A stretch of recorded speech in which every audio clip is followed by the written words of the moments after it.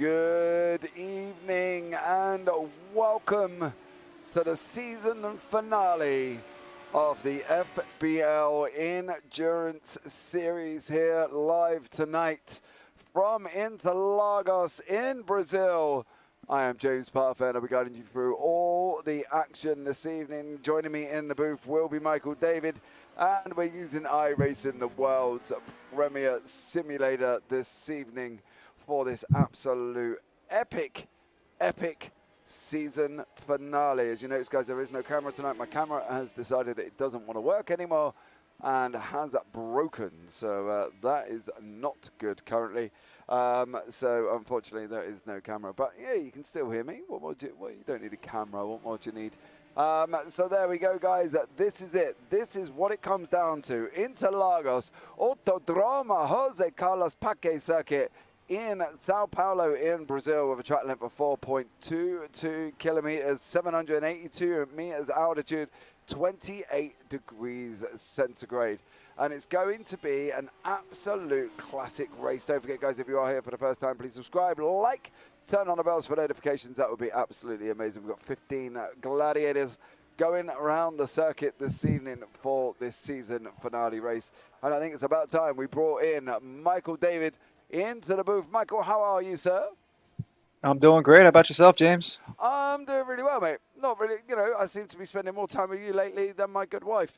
You know, we've been in the booth quite a lot, and we did a NASCAR broadcast last night, about 3 hours long. So rolled into bed at 4:30 this morning, got up at 10:30, so I'm all good. What about you? Did you sleep well?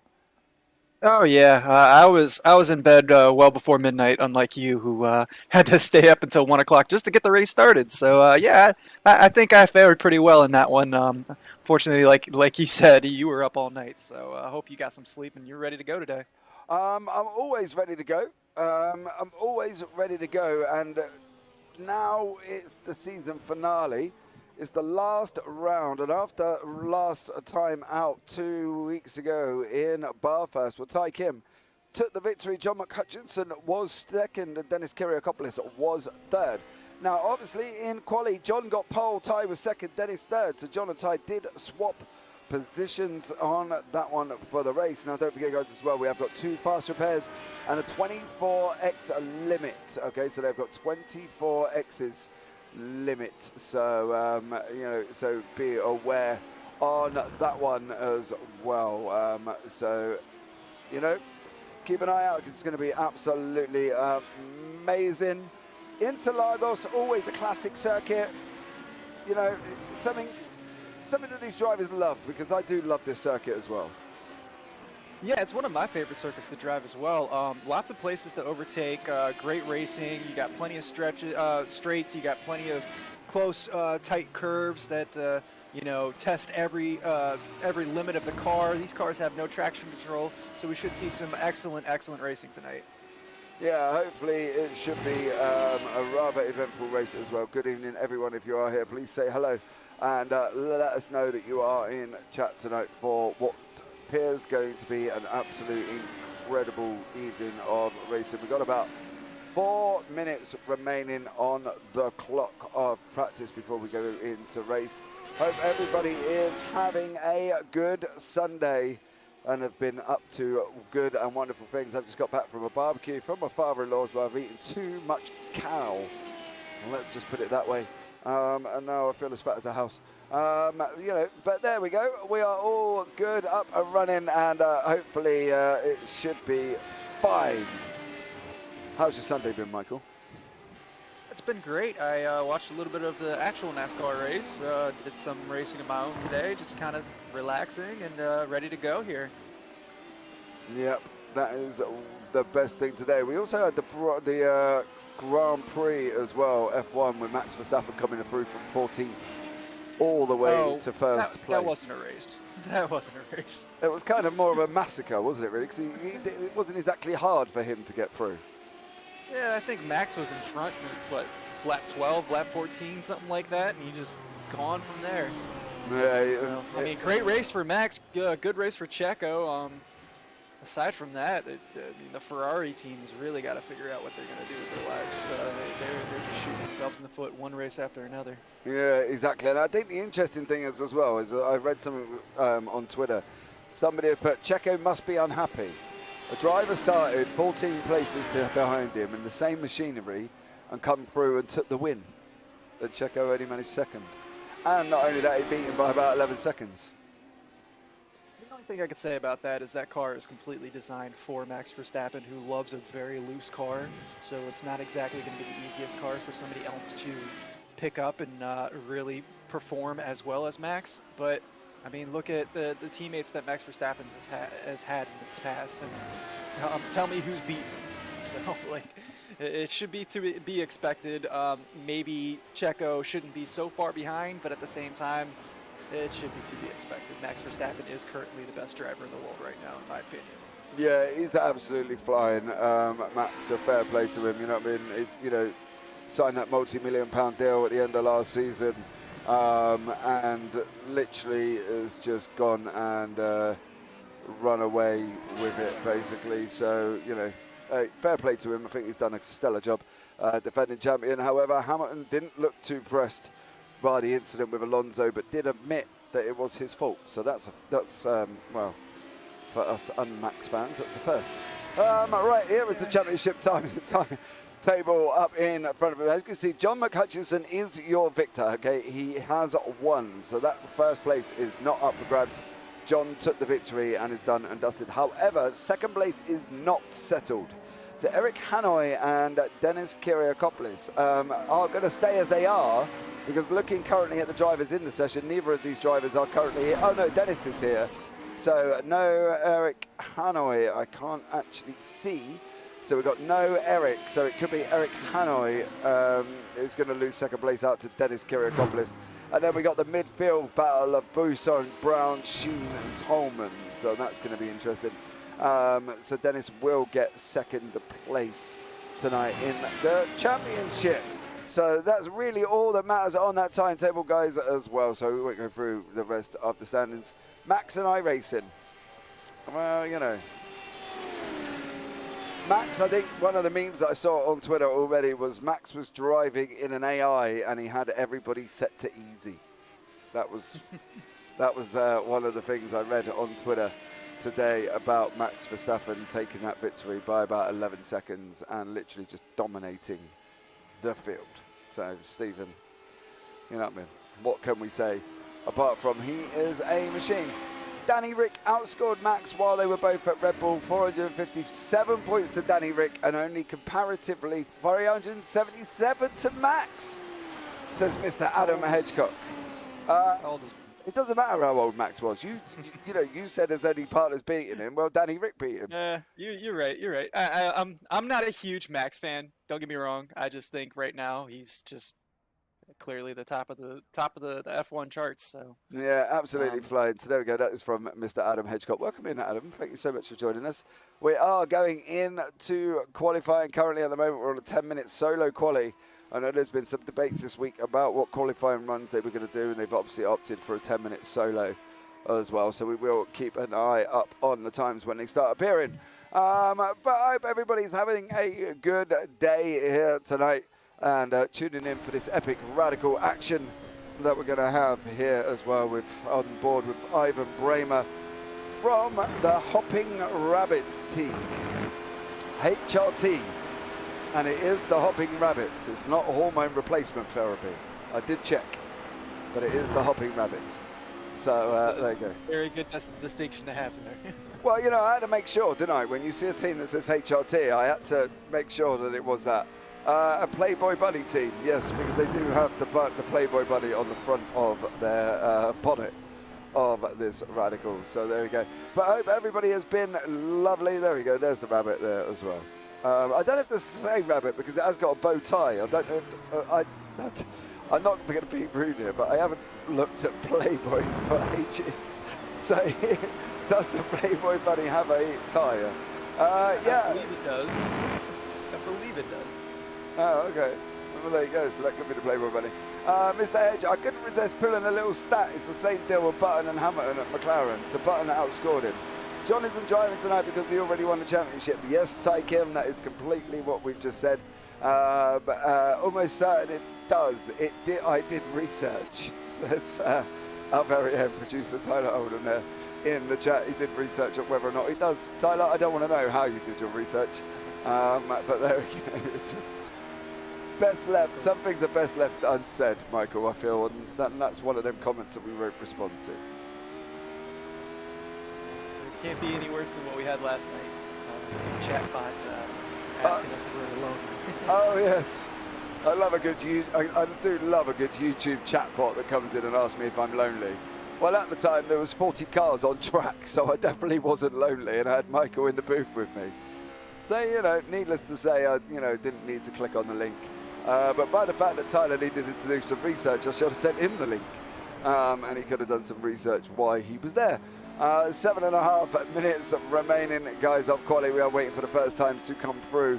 Currently, Paul LeMay is on his outlap as well. The first one going to cross the board should be Ty Kim here as well. So hopefully Ty Kim will get... no, Ty Kim's back in the pits again after completing 0.9 laps. So Ivan Bramer is going to be first across the line here, closely followed by David Tamira. Here, let's see what Ivan can do. Obviously, they are going to be the fastest one. Dudes Castro Neves. Hi, James. Hello, mate. But are you lonely, James? Mr. Edgecock, I've got you in chat. Of course I'm not lonely. Why would I be lonely? Maybe the bot knew me too well. Paul Crabb taking pole position on a 129.004. Currently the first man in the low 129s. Will we have the 128 break, Michael? What do we reckon?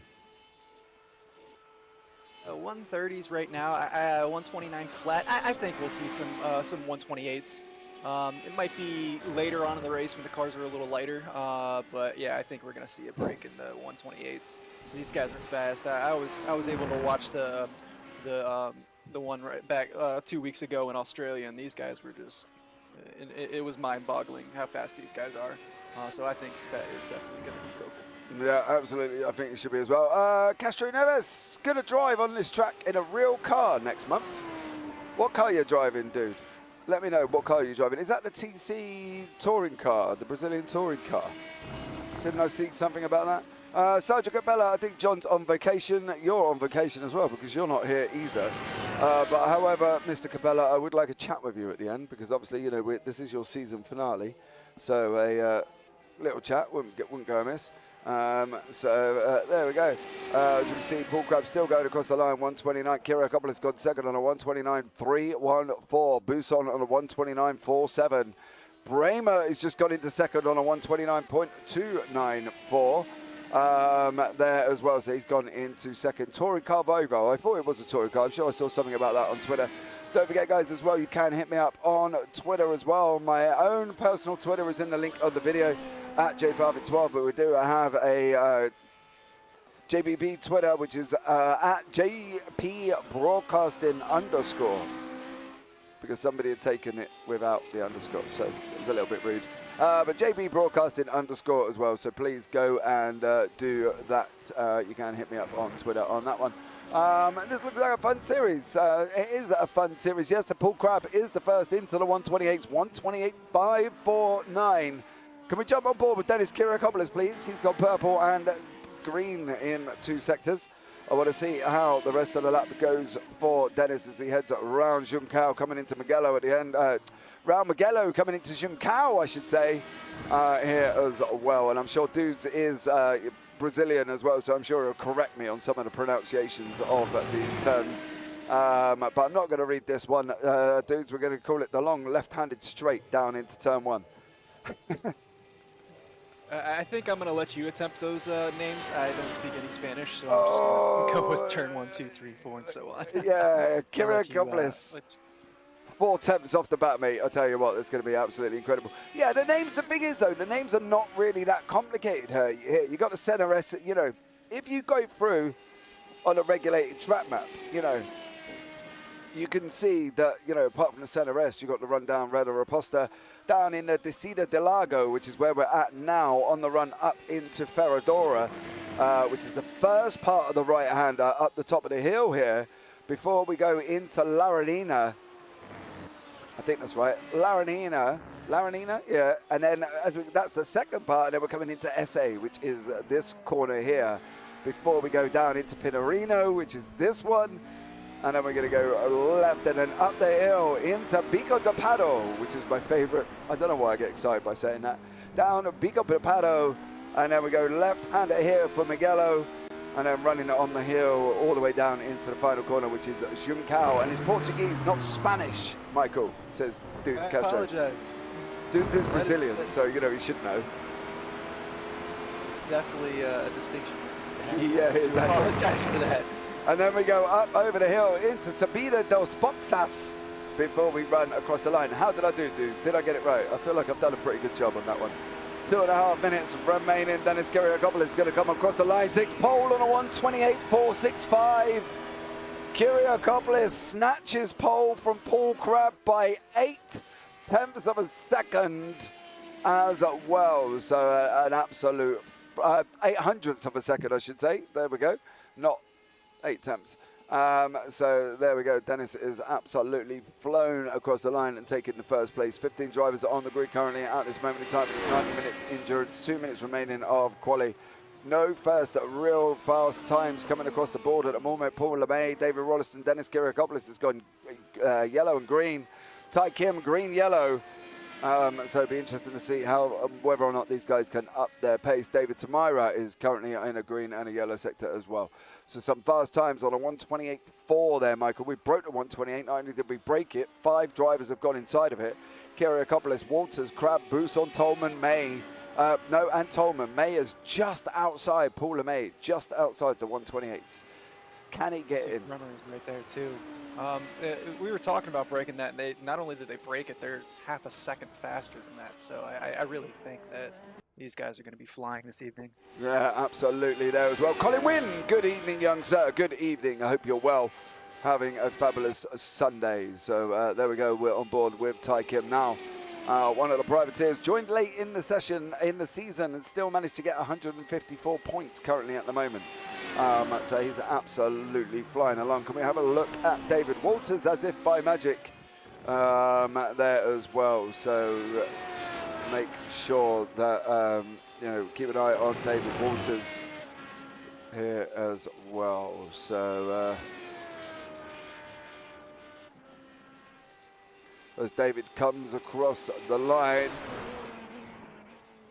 goes into pole, 1:28.355. Snatched pole at the end of the session. David Walters, absolute stellar job there from David Walters to snatch pole position. Absolutely flying. Evening, says Ivan Bramer. Good luck tonight. Well, I'm not the one in the track, so technically good luck to you, young sir. Well, Michael broke in down below the 1:28.4s. We got a 1:28.3 as we come to the end of qualifying. Let's bring you up the grid. David Walters is in first. Dennis Kiriakopoulos second. Paul Crabb third. Mike Buson in fourth. Marco Toman in fifth. Paul LeMay in sixth. Ivan Bramer seventh. David Rolliston eighth. Nihat Gluzkic in ninth. Ty Kim 10th. Graham Brown 11th. David Tamira 12th. Damien G 13th. Stephen Place 14th. And Gary Truby 15th. Quick times there tonight as well. They've got to make a mandatory 2 stops. Hour and 29 minutes on the clock. What do we reckon, Michael? Who's going to take your victory? Yeah, I think Crabb was going pretty quick there, Paul Crabb. But David Walters putting in that stellar pole lap. I'm gonna go ahead and stick with our pole sitter here, David Walters. Okay, well I think I'm gonna hit with Mike Buson. So I think Mike Buson in currently 4th place. Due a victory tonight. So there you go. So Mike. I believe Mike's gonna take it. What do we reckon, chat? Get your votes in now. Do you think David Walters, Kiriakopoulos, Crabb, Buson, or Tolman will win tonight? It's got to be Dennis, says our very own Tyler. Let us know. Dennis Kiriakopoulos, David Walters, Paul Crabb, Mike Buson, Paul LeMay, Ivan Bramer, David Rolliston, Nia Gluzkic, Ty Kim, Graham Brown, David Tamira, Damien G, Stephen Blaise, or Gary Truby. Who do we think? I'm going to try to win from 10th. Dennis Mike Paul, says Colin Wynn. Ooh. Ty Kim won 2 weeks ago. Yeah. He's fat. Well, he's definitely got a chance from 10th. Yeah, well, Ty's currently in YouTube chat telling me he's going to try and win from 10th. You got 10 seconds, Ty. Get on the circuit. So otherwise you'll be starting from the pits and you won't be winning from 10th, will you? As we can see, Ty Kim is out. Marco Tolman has literally got no time at all to get up on the grid. And I believe Marco Tolman may have actually just missed the grid. We're going to wait for the lights to go out. There's a roller on the right-hand side with Dennis Kiriakopoulos. Hopefully he held it in time, but we're green, and David Walters bogged. He did not get a flyer. Dennis Kiriakopoulos did, and Paul Crabb is second. Mike Bruce on third. And down on the inside of David Walters is Paul LeMay as well. So Paul LeMay up into fourth. David Walters' start this season, it was something he needed to work on. It proved it there. He gave it a big chunk of wheel spin. That SR8 did not move whatsoever. And currently is all the way down into sixth place. And that is guttering for David Walters as we've just seen his lead disappear. And that now is down in sixth behind Ivan Bramer. Ivan Bramer trying to make a move on the inside of Paul LeMay as they go running up in. So currently into Ferradura for the first time here this evening in this endurance race. We are going to give it a couple of laps. Ty Kim's made a move in the background. He's currently up 2 as well. And is currently in 8th place. Going up the inside of Nia Gluskic currently at the moment. And that's Ty Kim up into 7th. David, a clean start so far. Bad start for David Walters, sliding all the way down the order into 6th place. Yeah, that start was obviously a spinner. You definitely got to be careful with your starts with this car. Like I said earlier, there's no traction control, so you got to be very careful with your throttle release and your pedal control. We saw him get a bad start here, but we'll see if he can continue to move up. He's back in the 4th with that incident that we just saw. And Ty Kim all the way up into 5th place already, so maybe he called it. Yeah, Ty's having an absolute flyer there. We're going to have a look back at the incident between Paul LeMay and Ivan Bramer.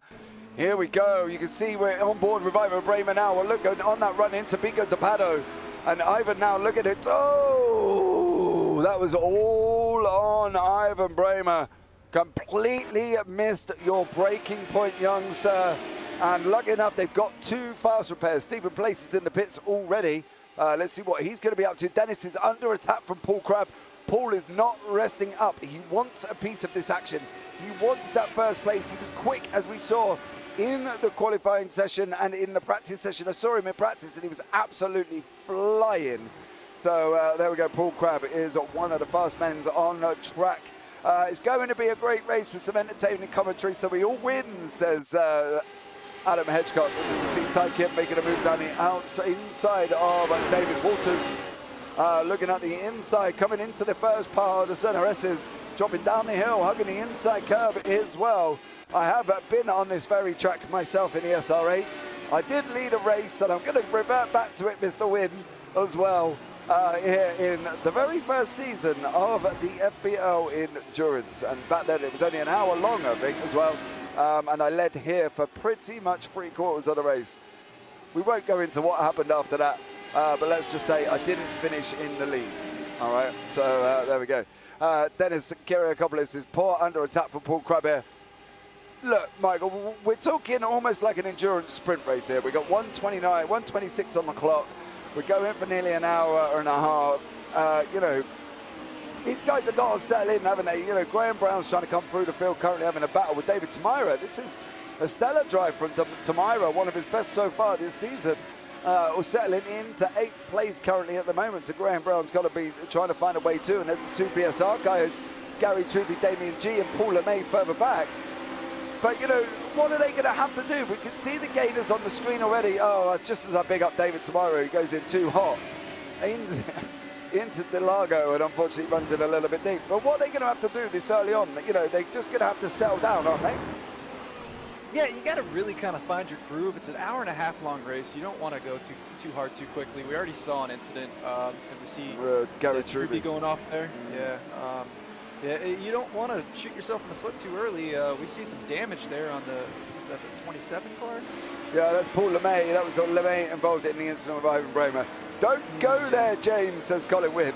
Yes, Colin was with me in our very first season together here in the FBL. We were involved in almost, I suppose, in a way, Colin, we were both here for the birth of this baby that is now Sandra Capella's, was at the time in the hands of Roberto Medina as well. So me and Colin was back here for the very first one, and this is where I did my very first commentary debut, was at Silverstone, putting voiceover commentary for the FBL. Now, I did find that video the other day, Colin Wynn, and I did listen to it back, but I'm a bit upset that nobody told me like I sounded like I was sat in a toilet when I was commentating. The echoing was absolutely incredible. So here we go now, Paul Crabb, trying to make the move at the inside of Dennis Kiriakopoulos. Didn't get it done there. Dennis just closed the door up. Now, obviously, due to the current equipment upgrades and everything else, I hopefully do sound a little bit better. I know I've got a gruff voice. I know I've got a rough voice. But trust me, guys, I do give it my all whenever I commentate. So hopefully, you know, the sound does sound better than when my very first commentating debut, Michael, that I did find was at Silverstone. Unfortunately, I did actually get to commentate on my own crash then as well, because I crashed it into the back of, I believe, Roberto Medina again, the second time in the season. I did it once in Gilles Villeneuve as well. So I got to commentate on my own crash, but I did very much sound like I was sat in the toilet because the echo in and everything else was just absolutely incredible. Yeah, it definitely takes a little getting used to when you're hearing yourself for the first few times. I would like to upgrade my equipment. I know we've had some issues with my microphone, so hopefully tonight it sounded okay. But commentating on your own crash, that's got to be an interesting feeling. Yeah, absolutely. We see Ty Kim trying to get around the inside of Mike Brousson. Currently ties now up 7 places into 3rd place. So there we go. So Ty Kim is now up into 3rd, past Mike Brousson, doing an absolute flying go. He's in the Red Bull livery, different kind of Red Bull livery this evening. You know, I don't think I've seen this one, if I'm not mistaken. I don't think he ran this in Bathurst for the Car Next livery that he is with that as well. So I don't think we've seen this one. I think this is a new version of Ty Kim's livery. But look where it's taken you. It has. I'm here getting to commentate still on the FBL, moving over to the Radical Sim Racing soon as well, guys, so stay tuned for that, because trust me, all the Discord links, you want to get involved with this, because there is some exciting times going on in this Radical League, and it's going to be absolutely incredible next season as well. So you want to get involved, go down to the link to join the Discord, because trust me, if you're a lover of the SR10, which some of us are not, me, you want to get involved, because there's big things happening in the Radical Sim Racing League currently as well. To get yourselves involved in that. Brousson is now trying to chase down Ty Kim, Crabb and Kiriakopoulos. Brousson sitting in 4th. Waters after that very bogged down start there, Michael, didn't he? He just hit the pedal and he didn't go, did he? Yeah, he just got a really bad wheel spin and just was not able to go anywhere. I really wonder what happened there, if it was just a lack of concentration or he just got a little too jumpy on it. Here we go, Michael. Paul Crabb making a move into the center S. Dennis Kiriakopoulos gives him room. And that's Paul Crabb, 1:22 left on the clock. And I don't mean 1 minute 22, I mean 1 hour and 22 minutes. And Paul Crabb has made that move. Driving defensively straight over to the inside. He's going to hug that inside line harder than my daughter hugs her teddy at bedtime, I'll tell you that much. As he's dropping down now, down to Delago. Absolutely, Paul Crabb driving now like an absolute man on a mission. David Tamira is going to be going up the inside, trying to same corner Biko on Damien G. Give each other room, because otherwise you're going to end up going a little bit wrong. And David Tamira here absolutely trying to get back on track after going deep into that very, very same corner. Paul Crabb's now taking the lead. He's opened up about half a second. We said about him in practice, so Michael, didn't we? This is Damien G. I believe this is taking David Tamira, if I'm not mistaken. Damien G going in the inside in the center S's. Lots of room left from Tamira as well. So there you go, that is done. And Dustin Walters is up the back of Brousson. We talked about Paul Crabb, and we said about the fact that obviously, you know, he was looking quick in practice. He looked quick in qualifying. And he just seems to come onto his own in the race. Yeah, as soon as he got out in front of Dennis Kiriakopoulos, he's already put about 7/10 up on him. As we see him coming into Santa S right here. As we see Ty Kim improving on his already best lap so far, a 128 flat almost. So yeah, Ty Kim is looking like he could break the 127s. Yeah, that's fast. That's incredible. Yeah, just done the fastest lap of the race on a 1:28.02, so Kit Tyke in there as well. Mike can't drive the SR8 as he's now found love for the SR10.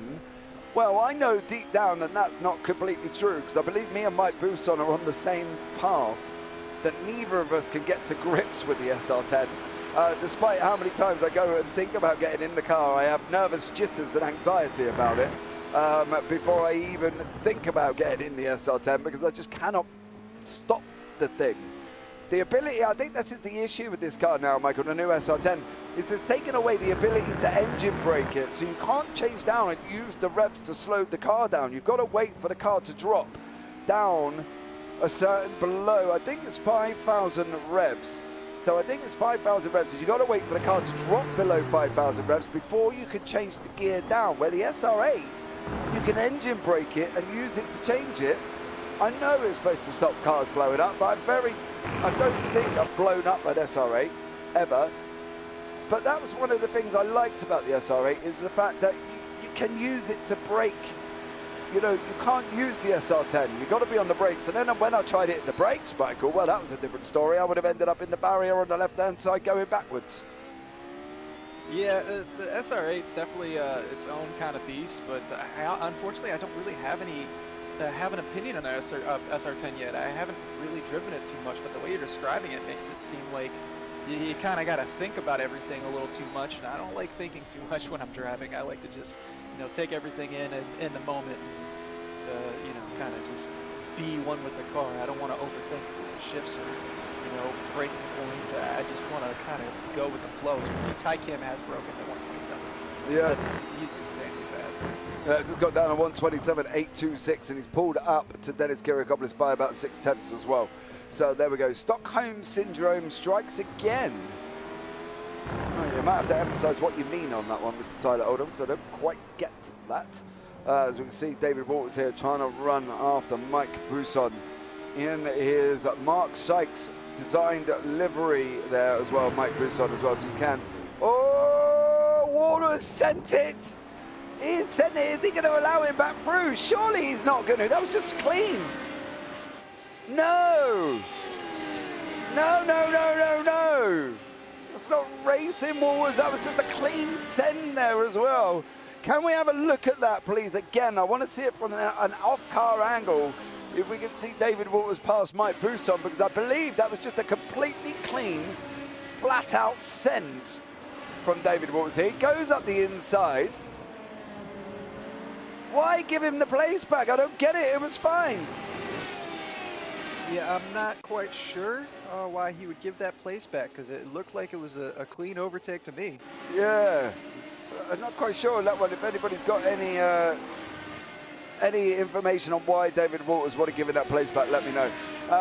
Season finale, last race is the FBL Community, last SR Championship race. Yes, it is. The SR8 is leaving the JPB screens, and we're coming in with the turbo to SR10. I better get in the car and give my opinion adequately, because I've drove it, but hey, not quite driven it as of yet. Kiriakopoulos has got half a second to the leader. Ty Kim's dropped back about 7/10 currently at the moment. Buson has got David Walters basically 0.1 behind him. Send it again, David, send it again. No, okay. Right up. Oh, mate, he's got to be looking at this. It's got to be the run down into turn one, surely. Yeah, it looked like he had to back out there coming out of that last turn. But this draft should bring him back into play here. See how close he can get. A few tenths. There he is. See, Buson backed off then as well and let Walters through. Are they just... I swear they've had a meeting before, Mike Buson and David Walters were like, right, I'll back off one lap, you back off the other, and we'll completely confuse the guys in the booth. Because I have no idea what's going on with them two currently at the moment. But I do know that Kiriakopoulos has closed the gap all the way to 2/10 back up onto the back of Paul Crabb. Here in the yellow and blue there, as you see Paul at the bottom of the screen, looking like a proud fisherman in this photo there, Paul Crabb. So well done to you. Closely followed by Dennis Kiriakopoulos. Here we go this evening as these guys are coming around. Essay down into Pinorino. Going to be around the left-hand, a slow corner waiting on the gas you go, because you can't take it too early, otherwise the back end wants to come and join the front, and it is never good when you're getting slipping in this car, because trust me, so many times I've been round and round and round, it's not a good idea as these guys run down Mugello down into Junção now. We've got Paul Crabb, Dennis Kiriakopoulos, Ty Kim. If I said to you now, do you still stand by where you said earlier on with David Walters in winning the race, Michael? Would you stay where you are? No, I would go with Ty Kim. He's just proven that he's just too fast, moving up from 10th to, what, 3rd right now? We've only been here for almost 15 minutes now. I'm going to have to go with Ty Kim. I'm changing. Oh, that was Graham Brown. Went in too deep into the first part of the Center S's. And unfortunately, he's lost 8th place to Damien G there as well. So the poor old Graham Brown from the Moving Matters team there, Colin, as well. The both Moving Matters are not having a good time. Rollo's down in 7th. Brown is, Brown has crashed. Brown is crashed with Truby. Brown. He got loose on the inside there, and Truby kind of didn't have any place to go. Like, that's on the first entry into the Center S's. Can we have a look back at that, please? Okay, so we're on board with Truby. Oh, Tamira. Oh. Poor Gary Truby. Can we have a look from the nose of David Tamira? That would be ideal. Just to see if that is if I think where it came from is what is on the nose of David Tamira. Yep. Too deep into turn 1. He manages to get away, and poor old Gary Truby just sent Graham Brown from one of the Moving Matters guys up into the air. I'd like to point out as well, Mr. Wynn, where have you been in all of this season? You've been on 90 points for ages. Where have you been? Have I missed the communication between you and the rest of the Discord telling us that you're not going to make this season, the rest of the year? What did I miss there as well? Unfortunate for Gary Truby, because that's just one of them things, isn't it? That was almost like what we saw last night with the NASCAR, where the car just come back up into the middle of the track and just caught the guy behind. And you know, I think there was, 5 cars involved in that incident at one point. So, you know, at least. Yeah, it's unlucky for Truby, but he has got a fast repair, which I'm sure it'll take. To be honest, I'd probably take and Phil right the way up if I could. But that's kind of the pressures of racing, isn't it? Yeah, was Truby able to keep it on track and make it all the way around, or did he have to tow? No, he made it all the way around. I think Graham Brown had to tow. Yeah, because that's what we saw our championship leader do 2 weeks ago. Is he was able to bring it around and keep it on the lead lap. That helps a lot when you're able to, when you have to tow, you have to wait the 2.5 minutes or so. When you're able to bring it back around, it really saves you some time. You can use that fast repair, and then, like you said, you can fill up, change your pit strategy a little bit, and carry on. Hopefully, stay on the lead lap. Yeah, hopefully as well. Taking terrible driving. Well, yeah, taking time out, James. Oh, mate, are you back next season for the World Cup and that? That's going to be an interesting one. Be exciting to have you back on track, young sir, as well, because I think that would be amazing.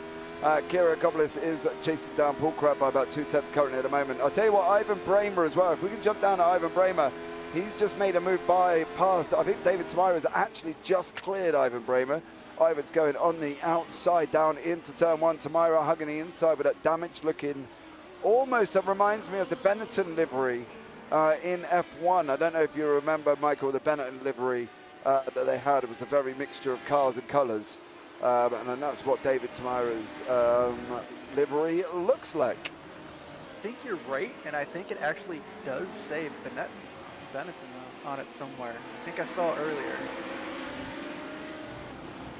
Oh, okay. I think it is a replication of that livery. It is the replication, but I don't see Benetton on it. Is it down the side there? I think it was on the side. Yeah. I could be wrong.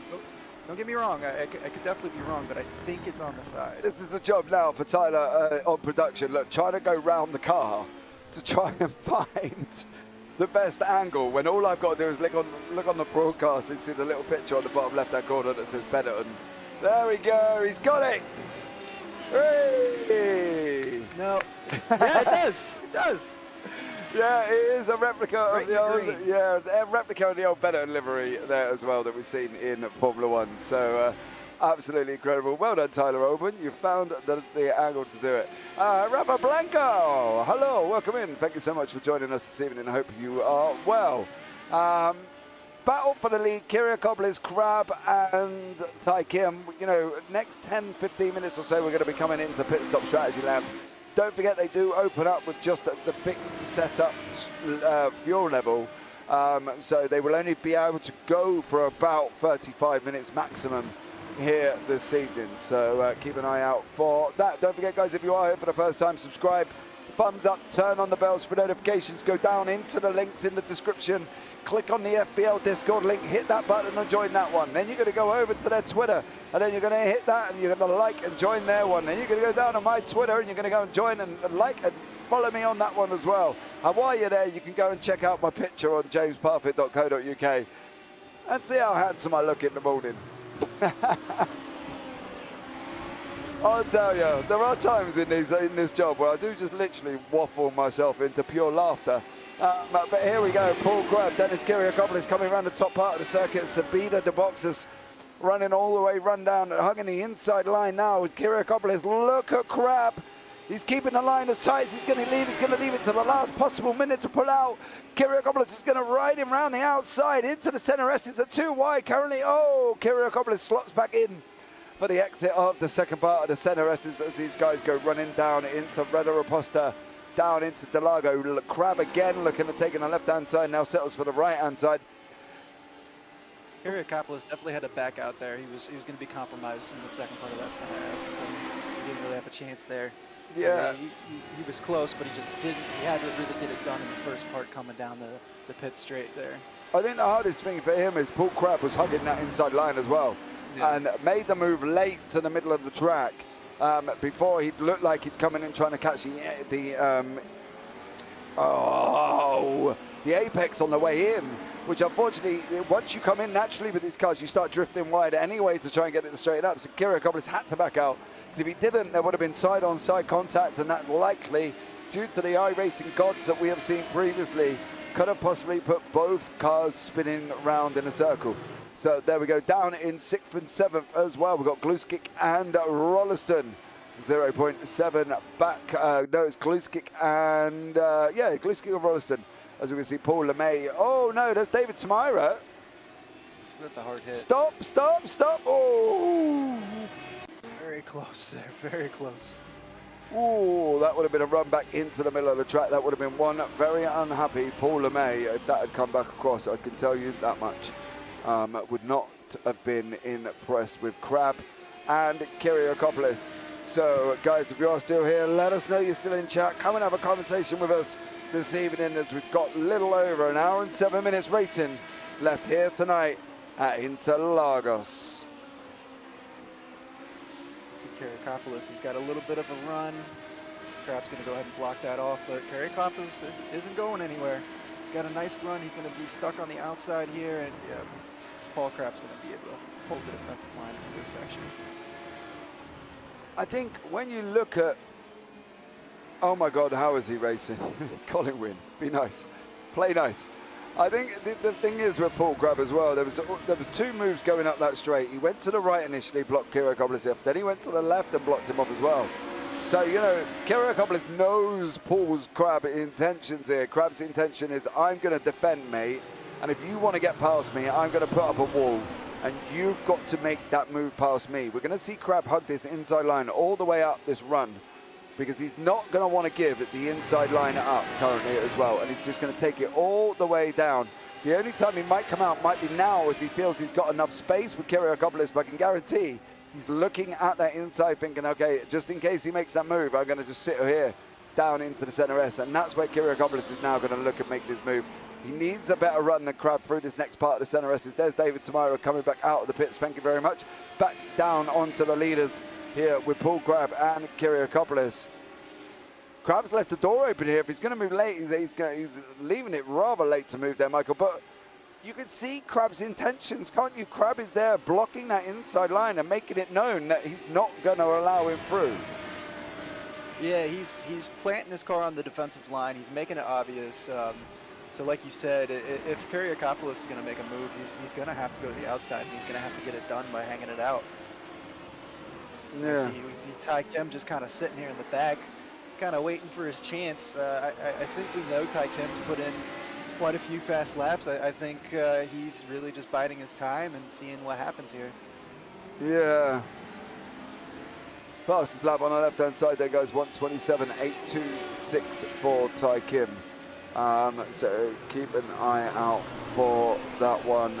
Kim's flying. I think maybe at this point, though, possibly sitting in that dirty air and 7/10 back, it's possible that he's, could have done his tyres in, because he had been running at some exceptional pace onto the back of these guys and managed to keep on to the back of them as well. He's the only one that's touched the 127 so far this race, so yeah, there's a pretty good chance that he did burn up his tires. As we see. Oh, did they touch? No, they didn't touch. They were very close, mind you. Kyriakopoulos, though, if he holds his line, he's got a better run than Crab out the second part of the center. As we're looking down the Roposta at the moment, Crab is there. Oh, that was a movement of intent there from Kyriakopoulos. He was like, get away from me. He's going to try and run it around the outside to Delago here as well. Up into the second part before we're on that run up in the hill into Ferradora. Kyriakopoulos is still beside him on the left. Crab is on the right, and I think Crab's backed out. I think that's it, done and dusted. Kyriakopoulos chops his nose off. Oh, he told Paul Crab, you may think you're coming back through, young sir, but I'll have that nose faster than a nose job done by a plastic surgeon, I'll tell you that much. Kyriakopoulos is now out in front at 1:28.13. Last lap around, takes the lead on lap 18, just coming into the hour mark.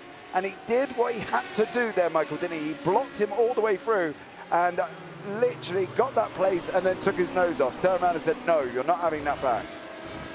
Yeah, Paul Crab was just holding onto that defensive line. Kyriakopoulos had to get it done on the outside, and as soon as he could, he just cut that nose off and went defensive himself, and now he's trying to pull out as much of a lead as he can here. We'll see how strong the draft is for Paul Crab.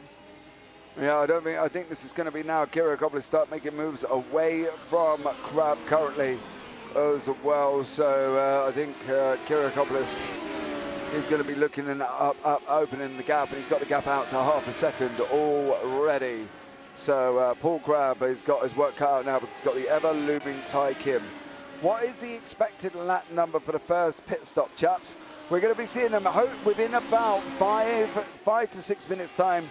So you'll be looking at lap probably 21 to 22 before they start coming in. As you know, Colin, they start on fixed fuel. Running time for about 35 minutes, maybe, depending if anybody stops a little bit early. There has been a few pit stops already. Paul LeMay, Stephen Place, Truby, Tamira, Tolman and Brown. But that was all due to damage. So there hasn't been any others there as well. They start on fixed fuel, 35 minutes, so we can see the pit stops on the left-hand side. Give or take, Mr. Wynn, you know what it's like. Depends if anybody's managed to do any fuel saving or anything like that as well. So there you go. And currently 1:02 on the clock remaining here from the last ever FBL REC event under the FBL banner. The rebirth of Radical Sim Racing will be taking its place. Go and hit up the Discord, because trust me, there are exciting things. I think a little bit short, 40 minutes. Yeah, that's roughly what I said, about 35 minutes, give or take. So there we go. So we're all settling down now, Michael. Really, 101. The only two really that have been fighting are the two leaders. There isn't any real pockets. There's Walters and Busan there within touching distance of about a second of each other.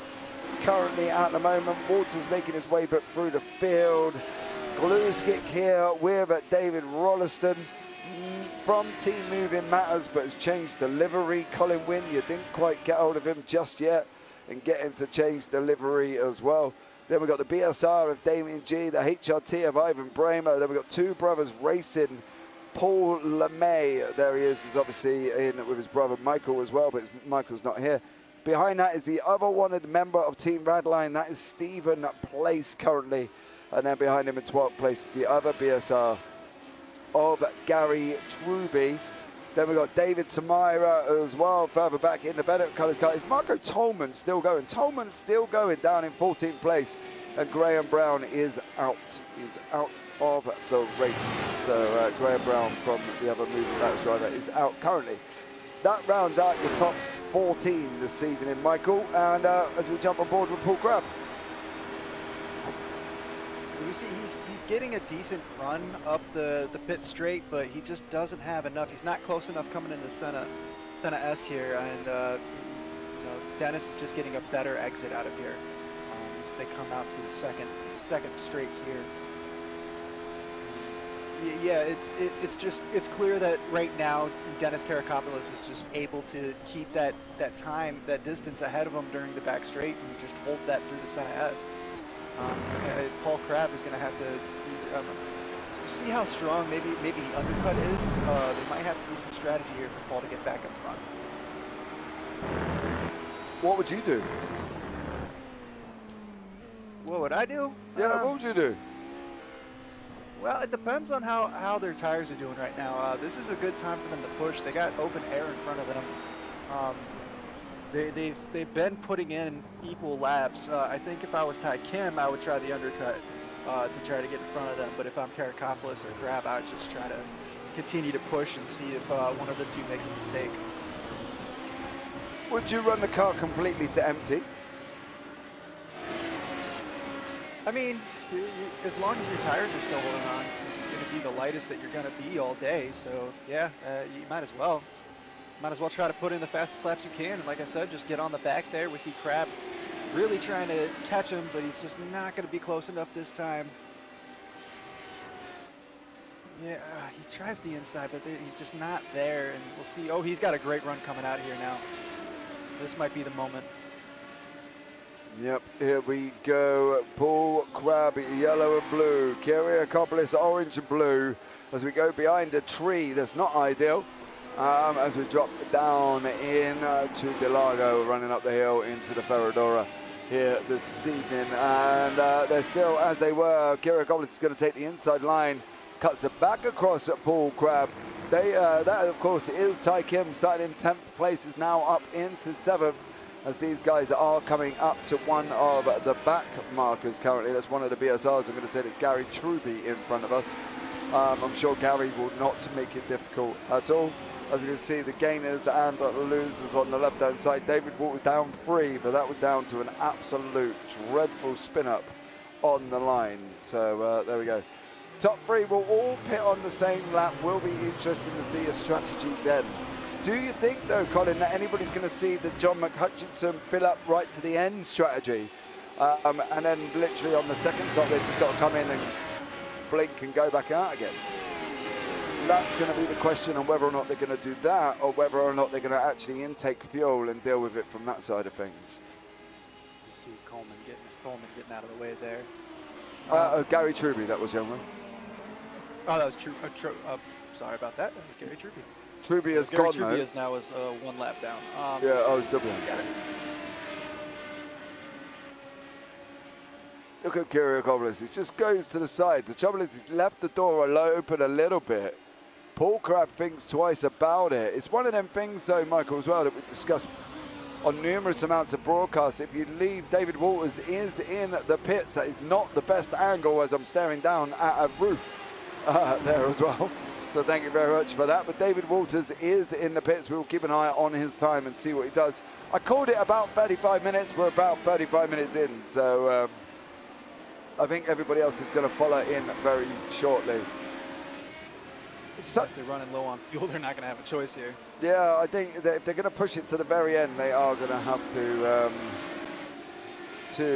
run and all go in together. I think that's going to be the interesting thing here within this series. You see David Walters trying to get it out of the pit lane exit. Hopefully, can we go back? Did he get it out okay? Because he was on the grass at one point. Yes, he did. He managed to come out of the pits all okay from David Walters. So well done to you, sir. As trust me, I have seen people spin in that pit lane. on that exit where they're just pushing too much throttle. And there you go. No, I don't think so. We'll be brave for sure, but then they are all aliens. Anything possible. Yeah. Yeah.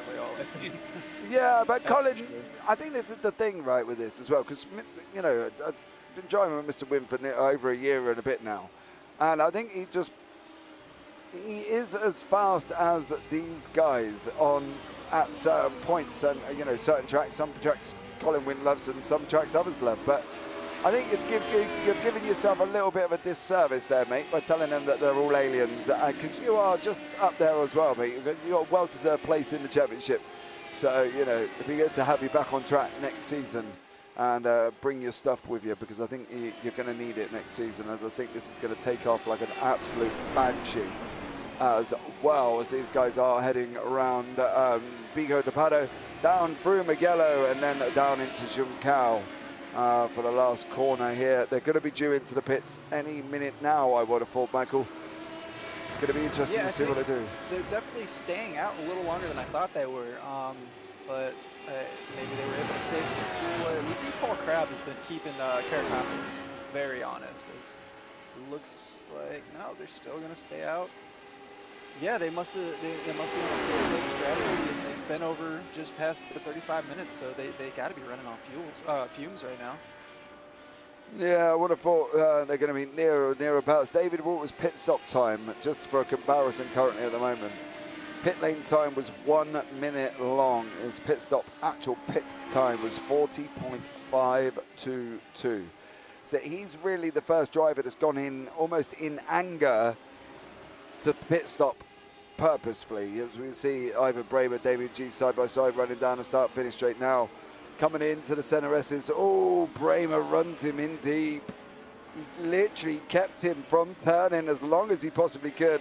That allowing him to get through, not allowing Damien G back through. I know Damien G has been killing it in the officials this week in the SR10, along with Rob Williams, who you also know as well. So, yeah, them two have been having a right old ding-dong in the officials, so it's going to be quite interesting to read on that one. Got to be soon, Michael, got to be soon that these guys are going to be pitted.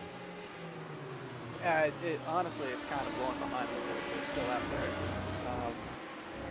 There are 53 minutes left to go.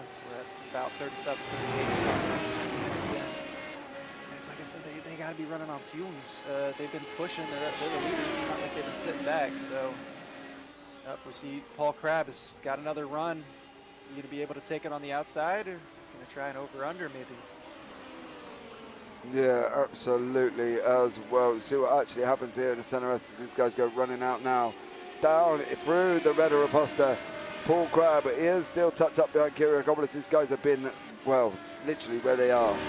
Just maybe at one point the other way around with Crabb leading and Kyriakopoulos back chasing him. But they've, been all very close together all the way through. Kyriakopoulos goes in a little bit deep. He allows almost Paul Crabb to retake the lead. I wonder if Dennis is getting to that point where he needs that little bit of help to get round. Is he lacking on fuel a little bit?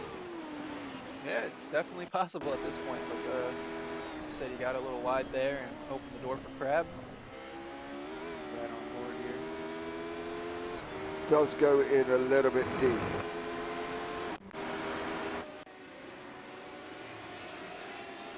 So there we go. Through Mugello, through Juncao for lap 26. Paul LeMay is in the pits. So there we go. These guys are going to be looking there or thereabouts as they're coming in as well. It's got to be soon. There you go. Paul Crabb's headed in. Kyriakopoulos headed in. Ty Kim. No, they're not. I thought, oh, well, that was just my old eyes deceiving me there, Michael. I thought they were in that exit, in the pit lane entry. Yeah, I think Paul Crabb might have been doing a little bluff there, but there has been a couple times that they seem like they've been a little close, like they were going to stay on the inside and go into the pits. But yeah, no, they're just staying out there, maybe holding the draft. I find it hard to believe that they're still out there. Is there a way for them to one stop? I'm not sure. No, they have to two-stop, but they don't have to take fuel or tyres, so they can basically fill up right to the end now. They've been going 40 minutes almost, so you know. Can you guys see their incident counts? We can, but we can't see contact data. We can only see off-track data.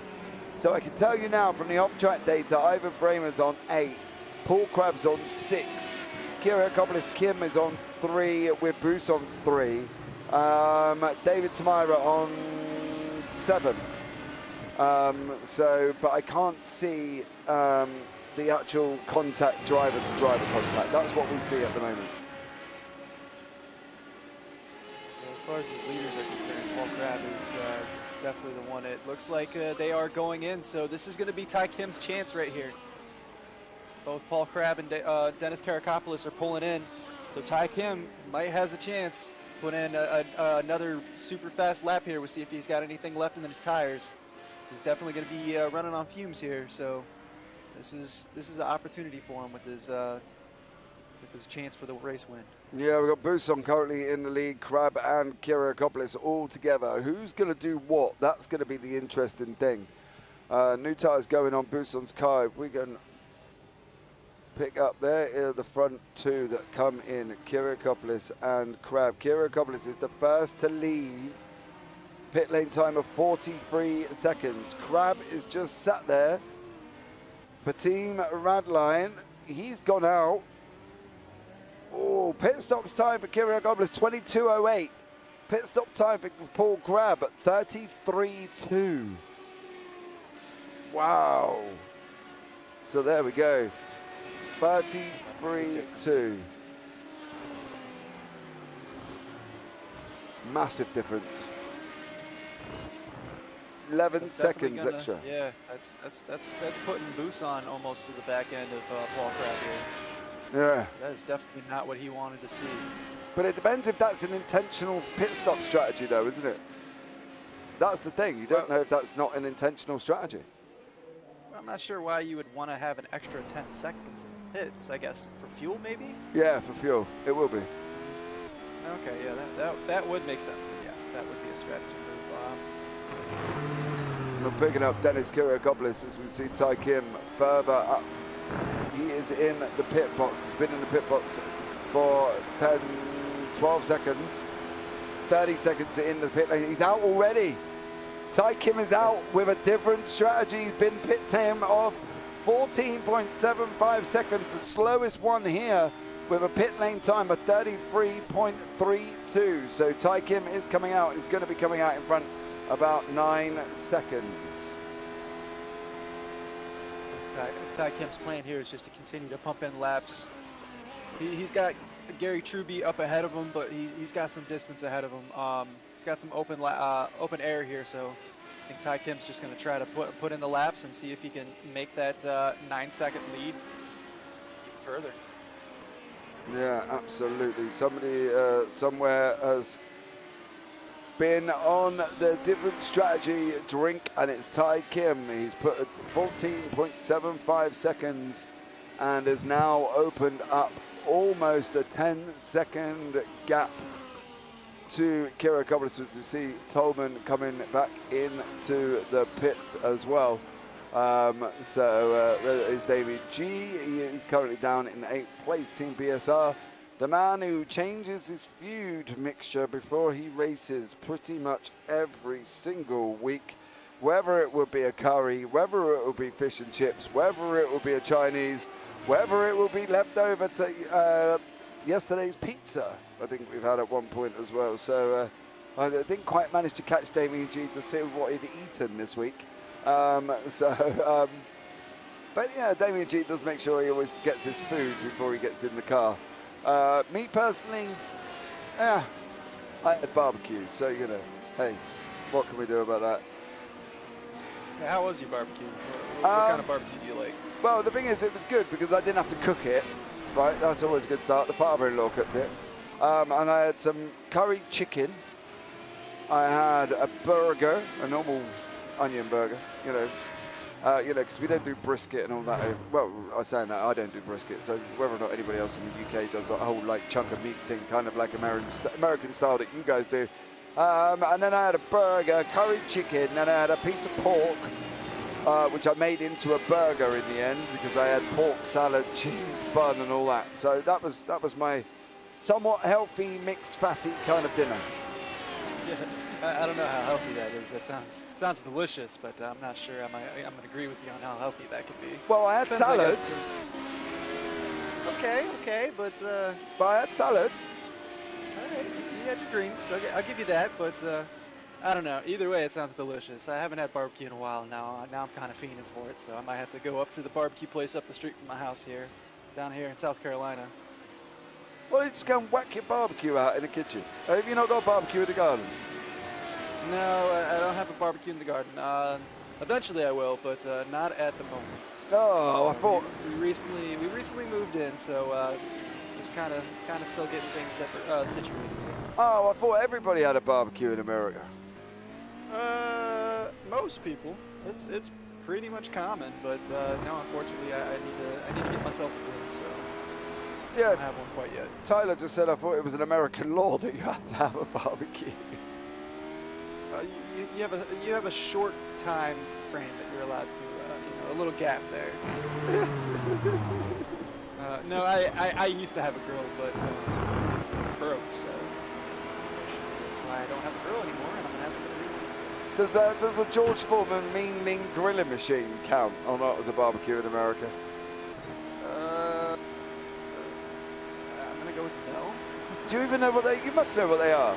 Oh yeah, no, George Foreman, they were huge in the 90s, yeah. I was going to say, But, I'm just checking that they still existed and I haven't just streamed it or something like that. You know what I mean? I think they're still around. I feel like you go into like a department store and you'll see the "As Seen on TV" sticker on the box. But honestly, I don't know. I haven't seen a George Foreman grill in years. Oh, maybe just me then. Yes, you can fuel to the end, but you still need a second stop, although you won't be stopped for long. No, you literally can just go in here and come back out. Paul LeMay battling David Rolliston. If you live in a big city, you're lucky to be allowed a kitchen, never mind an outdoor grill, says Tyler Oldham. That is very true. That is very true. Why? Well, you just don't have any place to put it. What, the kitchen? No, the grill. Oh, fair one. Can't you use a griddle plate on the oven? Does that not, on the top of the hob, does that not do the same thing? You're talking about barbecue here. You can't make barbecue on a kitchen stove. You gotta sit out there. And, really, you want to smoke it. Well, You want to let it sit out there for a good 6, 8, 10, 12 hours, and lather it up with your choice of barbecue sauce, and dig on in, make yourself a mess, go take a shower after you're done. oh, okay. Some coleslaw and corn on the cob, whatever your veggie choice is, some salad. Oh man. Cornbread. Settle down, dribbler. You know? I'm gonna have to get off here. I'll catch you guys later. Yeah. He's gonna have to go and wipe his face from all the drool he's been putting onto his desk now. Apartments are New York is like London tier living. Apartments are aplenty. Source: The Family Living in New York guide, probably from Tyler Oldham. That's what he done. Is this the Cooking with James show? I'm sorry, Colin. We will get back to the action, but we have kind of settled down a little bit. We are waffling here. As we can see, Paul LeMay battling David Rolliston as these guys coming up into the essay. Hey, look, we're trying to be an informative broadcast company. You know, what more could you ask for? Us giving you guides on what you can and cannot do in a home kitchen department in New York City. Well, there you go. We're in this reminds me of the middle phase of a Grand Prix, where you see the first pit stop, then they settle down, not a lot goes on, and then you get the second pit stop, and then they all come together at the end. I think that's where we're going to be having that same thing with this race. Yeah, I know earlier you were saying this might be the chance for Ty Kim to pop in some quick laps. His last lap was a 1:27.92, so he's definitely popping some fast laps in. Paul Crabb is the only other person in the 27s. He has a 1:27.93, so Yeah, this is his chance. He's gotten that lead down to 11 seconds here, and it looks like his strategy is paying off at the moment. Yeah, LeMay is going up beside David Rollison now as they're going to run down the Aposta down into Delago at the end here, though. LeMay on the left, Rollison on the right. Here we go. May sweeps round. Thank you very much. Take care. I'll have that play, says Paul LeMay. So that is Paul LeMay up into 10th. Making me want a steak. Oh, Colin, I'm sorry. But if you have one, mate, can you send me one? Because I fancy a steak about now. So that would be nice and amazing if you could do that as well. That would be amazing. Because, you know, at the end of the day, nothing wrong with a good old steak off a barbie. Dude, when you say American food, that's immediately what I think of. A nice steak. Yeah, we got to get off of food. Hold on a minute. Hold on. Did you just say a steak with a baked potato? Now, is that like a jacket potato here in the UK?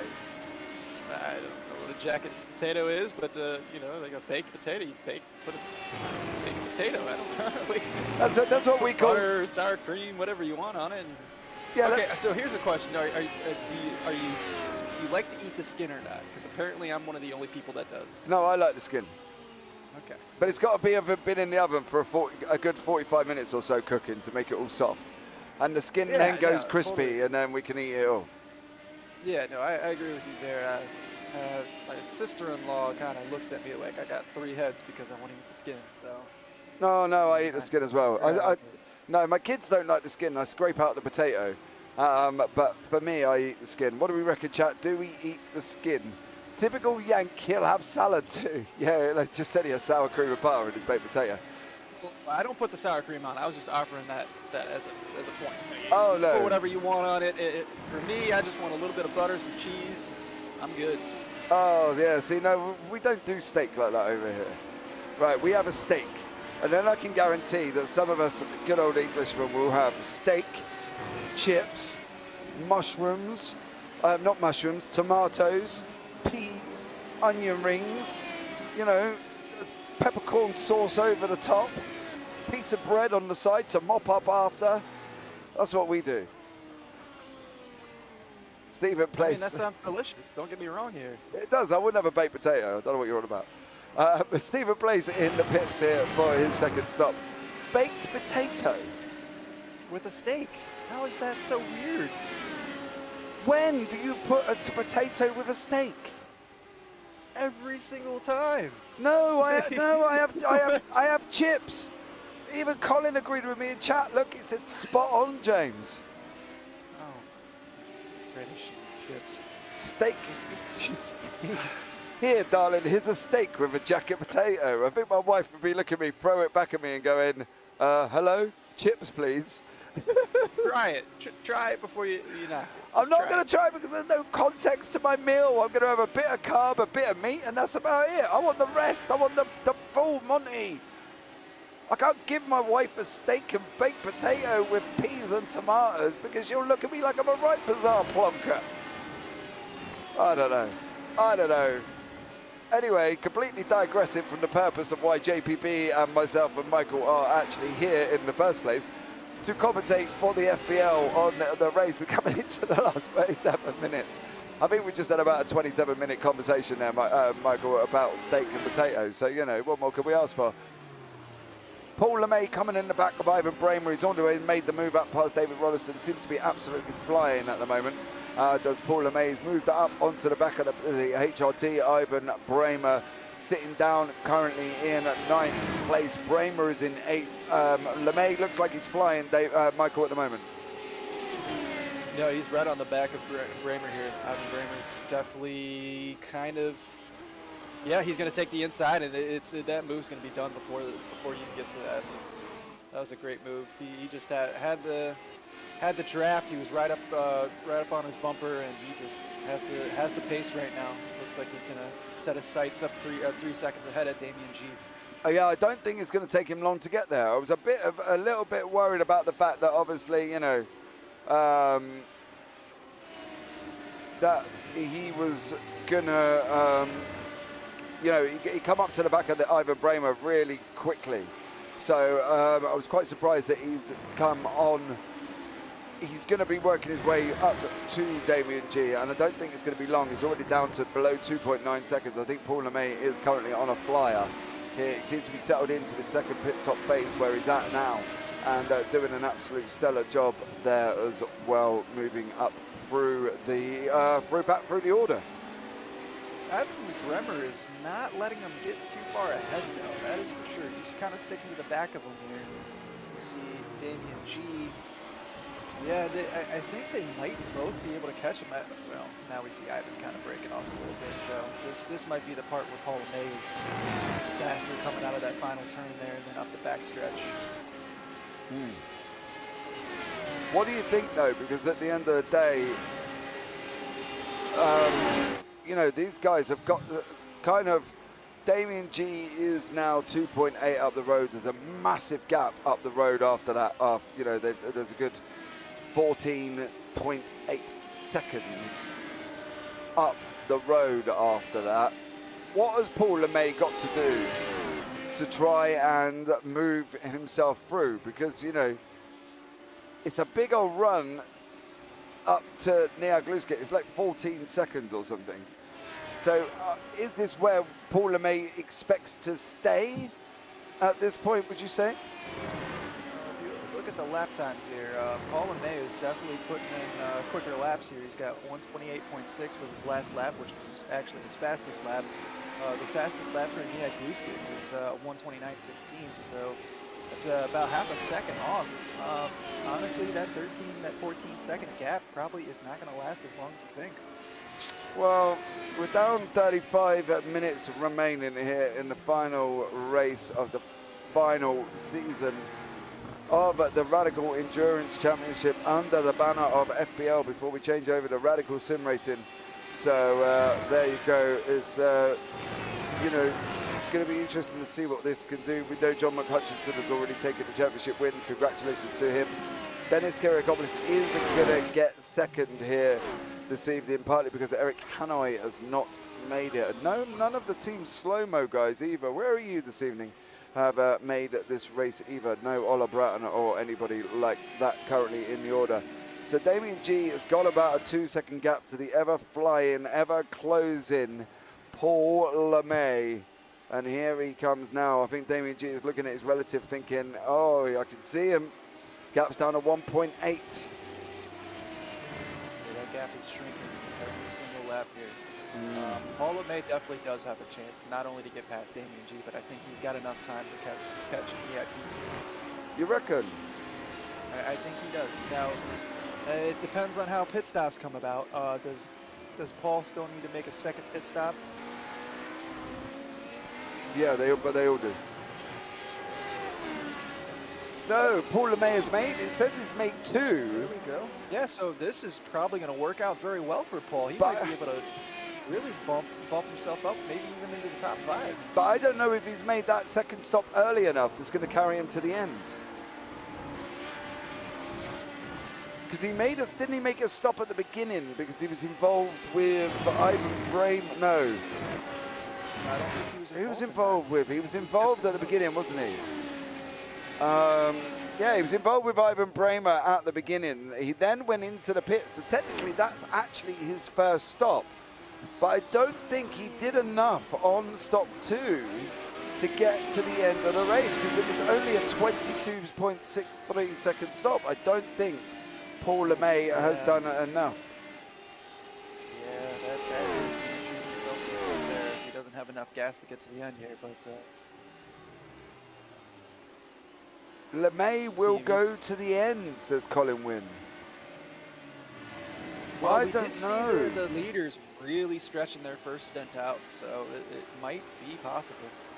I don't think he's got enough fuel. Looks like Ty Kim is in the pits, so Dennis Kiriakopoulos is taking over the lead again. Yeah, we have a funny feeling that might happen. Ty did have a very short first stop. They're all going to have to make a second stop, though, so that might have been strategy by Ty Kim. Well, coming in a little earlier. Yeah, it was, because he didn't put as much fuel in. I think the first stop was about 14 seconds. I don't believe he put enough fuel in, so Dennis is taking the lead here with Crab second, Buson third, Kim in fourth place. Coming out not too far behind Mike Buson at the moment as well. So it'd be interesting to see how this one pans out. How long was his first stop? Paul LeMay, he was in and out. I don't think he was in very long currently. I think it was 22 seconds. 22 yeah, 6. 22 seconds oh, overall. His first stop, I don't think I had that information actually. I don't think it was a very long one, Colin. I think he literally jumped in, got his repairs done, and pretty much left straight away because he was in the box for about 2.7 seconds. So I don't think he took anything on. I think he's in the same fuel strategy mode as he would have been anyway. So I don't think LeMay can get to the end. If I remember correctly, it wasn't a long stop. But then again, we have had issues with our timing software, so it's possible that it could have been incorrect. You know, you can always make passes instead of spins, right? What are you on about? I swear sometimes our very own Tyler there goes off completely on his own. So Paul LeMay entered the pits. Paul LeMay left the pit, so his pit stop time was about 18 seconds, give or take. Yeah, so there you go, 18 seconds maybe. First stop, 2 seconds. Second stop, 22 seconds. Thank you very much, Tyler, for doing the math for us. Ignore him. So that first stop was definitely a short one just for the fast repair. So he is going to need to stop a third time here. Yeah. Like, unless there we go. He really stretched that stint out. Yeah, I can see. Yeah, sorry, we got it all now. I think, as we say, it was 22 seconds, and it was 1.28 seconds the first pit stop. So he definitely hasn't got enough. I don't think he's got enough, but he has latched onto the back of Damien G rather quickly. Sanjo, I can always pass someone when you put a camera on me. Yeah, somewhat up and down season for you, young sir, with the camera has been on you. Probably best we don't carry on mentioning that conversation, but Sandro gets nervous when he goes on the broadcast, okay? He gets very nervous. His heart gets pumping, and he's normally somewhere in a wall, just saying. Only joking, Sandro, you know I love you really. I can hear the crowd singing you're getting sacked in the morning already. So there you go. Oh dear, Paul LeMay coming up behind David G. David Walters is on the exit of the pits. He's going to stay where he is in 6th place, I believe. But only just, mind you, the glue stick gets past him, so that gap will come down as well. As I fight off some very annoying bug in my broadcast room that wants to buzz around me at the most inappropriate times, please do one. Thank you very much. Paul LeMay still chasing down Damien G with about a gap of about 0.56. We can bring you up the intervals currently on the left-hand side of the timing tower as well. And you can have a look and see what the gaps are, as if by magic. There we go. So it's 9 seconds from Crab to Kyrgiakopoulos, 7 seconds, nearly 8 seconds from Buson to Crab, 5 seconds and a half back to Kim, 16 to Gluskick, 1.4 Walters Gluskick, so that might come into, like, they might get together later on. G and May, you can obviously see on your screen, and then the further back from that one. Didn't know you lived close to the Everton ground. No, I don't, but I think that's the song that everyone sings when their manager's doing poorly in a football game. You're getting sacked in the morning. And the fact that I just slightly may have taken the mickey out of our very own organiser, admin and league runner, Sandro Capella. You know, I can hear the song in my ears now. But there we go. So where are we at, Michael? What do we think is going to be happening over the next 26 minutes? Well, we know that your top three have to come in for one more stop. So are they going to be able to stretch enough of a gap in front of Ty Kim, or is Ty Kim's strategy going to work itself out and put himself back into first? I think that's the biggest question mark right now. I'm kind of leaning still towards Ty Kim.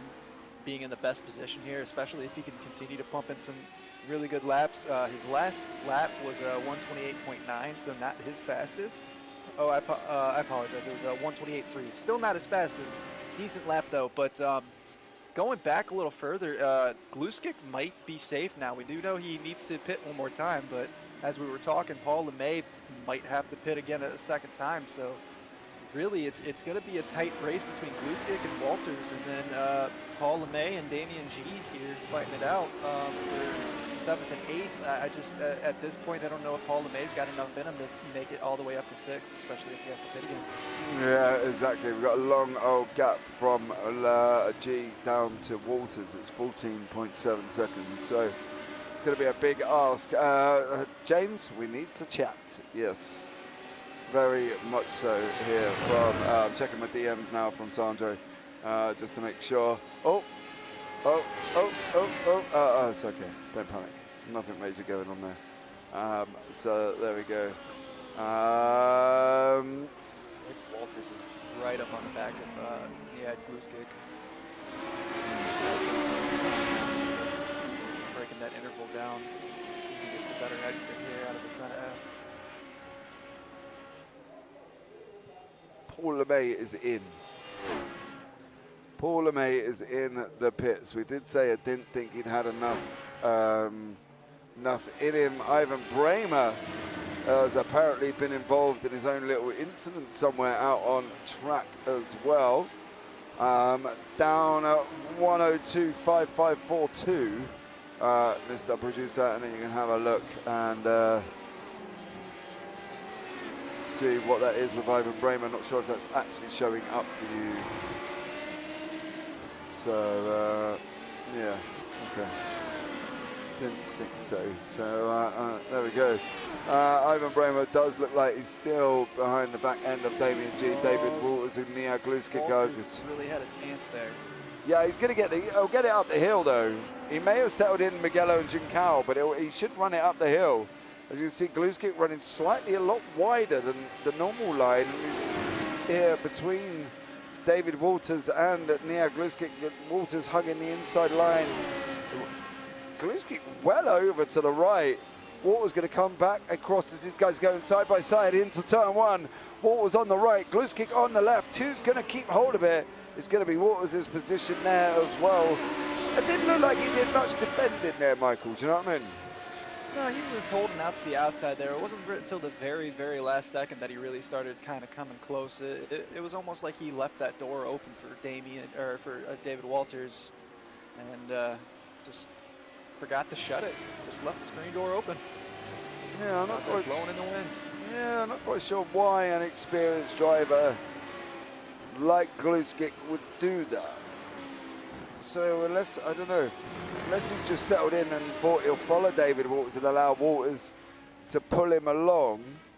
Yeah, he is. Gluskick is your former champion as well. So Kyriakopoulos is into the pits. He's got to get in and out before Tai Kim. I don't think that's going to happen. Tai Kim is coming around the top part now of the circuit. He's not going to be splashing and dashing his Kyriakopoulos, I'm going to tell you that much, because he's going to need a good 12, 13 seconds of fuel. Goes down into third. Tai Kim goes past him, and he's still in the pits, is Dennis Kyriakopoulos. 20 seconds? No, he's past 20 seconds. And he's out. Tai Kim's got that gap to Mike Buson down to just under 2 seconds here. Yeah. It really depends on how much gas Paul Crabb has. Is he going to be able to go in and just throw a splash in? I don't think he's going to be able to keep that interval in front of Tai Kim. I think right now your de facto leader is going to be Tai Kim. Yeah, as we see David Tamira and Gary Truby having their own battle. Tamira looking at going, oh, I thought he was trying to try and go up the inside there as well. Here comes David Tamira down into turn 1. I believe that's Gary Truby behind. So what has David Tamira been up to? Oh, he just didn't stop the SR8 in time on the exit to the S's. And here comes the fly-in BSR of Gary Truby. He's going to run him all the way around the outside, up the Reda Raposta, and down into the Seda del Lago at the end of this straight. So there we go. Marco Tolman, what have you been up to, young sir? You look at this evening, he's had a very quiet race, just runs in too deep into turn one. Tries to hit the brakes and slow the car down as best he can, and I managed to spin the back end. That is me in the SR10 all day, baby, all day. So there we go. 20 minutes remaining. Paul Grab still to pit. Mike Bousson still to pit. As well, and then further down the order, Gluskick still to pit. G, Bramer, Rolliston, they've all got to take their second stops. And as we say that, Gluskick is in the pits. So Nia Gluskick into the pits there. 20 minutes remaining. They've only got 10 minutes to take this second stop, so they are going to be looking at coming in soon, I would have thought. Yeah, you only have 10 minutes left, so you don't really have a choice here. You see Ty Kim is really moving up on the back of Mike Bousson here. This would be for position, but you already know Ty Kim has already hit it, so I really think your de facto leader right now is going to be Ty Kim. That'll give him a chance at 2 weeks in a row. Yeah, absolutely. This is going to be a Ty Kim loss. Not Marco's usual race, no. Marco Tolman down the back of the field, currently in 14th. Can't see anything that may have caused him to be that far down. And as you say, there's definitely... The start was a lap late onto the track. Yeah, so unless poor old Marco Tolman had some issues, he didn't make the start, did he? Mike Bousson into the pits. There we go. So there you go, Bousson into the pits. Has allowed Kim to go into second. I think he is your effective leader currently. Paul Grab tyre dipping onto the grass there. Hey, where have we seen that before in iRacing? But I think Kim kind of, he did his own kind of play at the beginning, didn't he? He didn't rush that to get into the mix with the guys into second. He rushed getting up there. Don't get me wrong, as you see Damien G in the pits. He rushed getting up to the back of the guys, but didn't rush to make the pass, and has now put himself in good stead because, as I say, we think effectively he's going to come out in front. Yeah, this frees him to kind of put the laps in as quickly as he wants to, or as smoothly as he wants to. But that strategy where he got himself up from 10th into 3rd and then just kind of sat there and let Paul Crabb and Dennis Karakopoulos kind of fight it out between themselves, and then let them go into the pits at the same time, put in a really fast lap for to stay out and stay ahead, and it's just kind of worked into his favor from here on in. Yeah, Damien G comes up behind Paul LeMay, so that will work out for Paul LeMay. And Paul LeMay managed to get past Damien G in the pits. Blackbird Tara, welcome in. Thank you so much for joining us. Tolman's computer crashed and it caused him to start late. That's frustrating. Mate, I've been there. I've been there. Who was I commentating with? Was it you? Tyler. No, it wasn't you, Michael. I think it might have been Tyler. I was commentating him, and my computer blew screen right in the middle of a broadcast. Cut me off, and then I couldn't get back into the session. Tyler was typing in YouTube chat what was happening, like the old video printer text system. Yeah, UK Sim Racers Race Free Suzuka, yeah. My computer crashed. And it turns out that GeForce Experience decided to kick in an update mid broadcast and literally blue screen my whole computer. Couldn't get back in at all. The broadcast didn't go ahead. There was a replay. I did a replay broadcast after. But yeah, the broadcast just didn't, the computer just was not loving a GeForce Experience update, to be honest.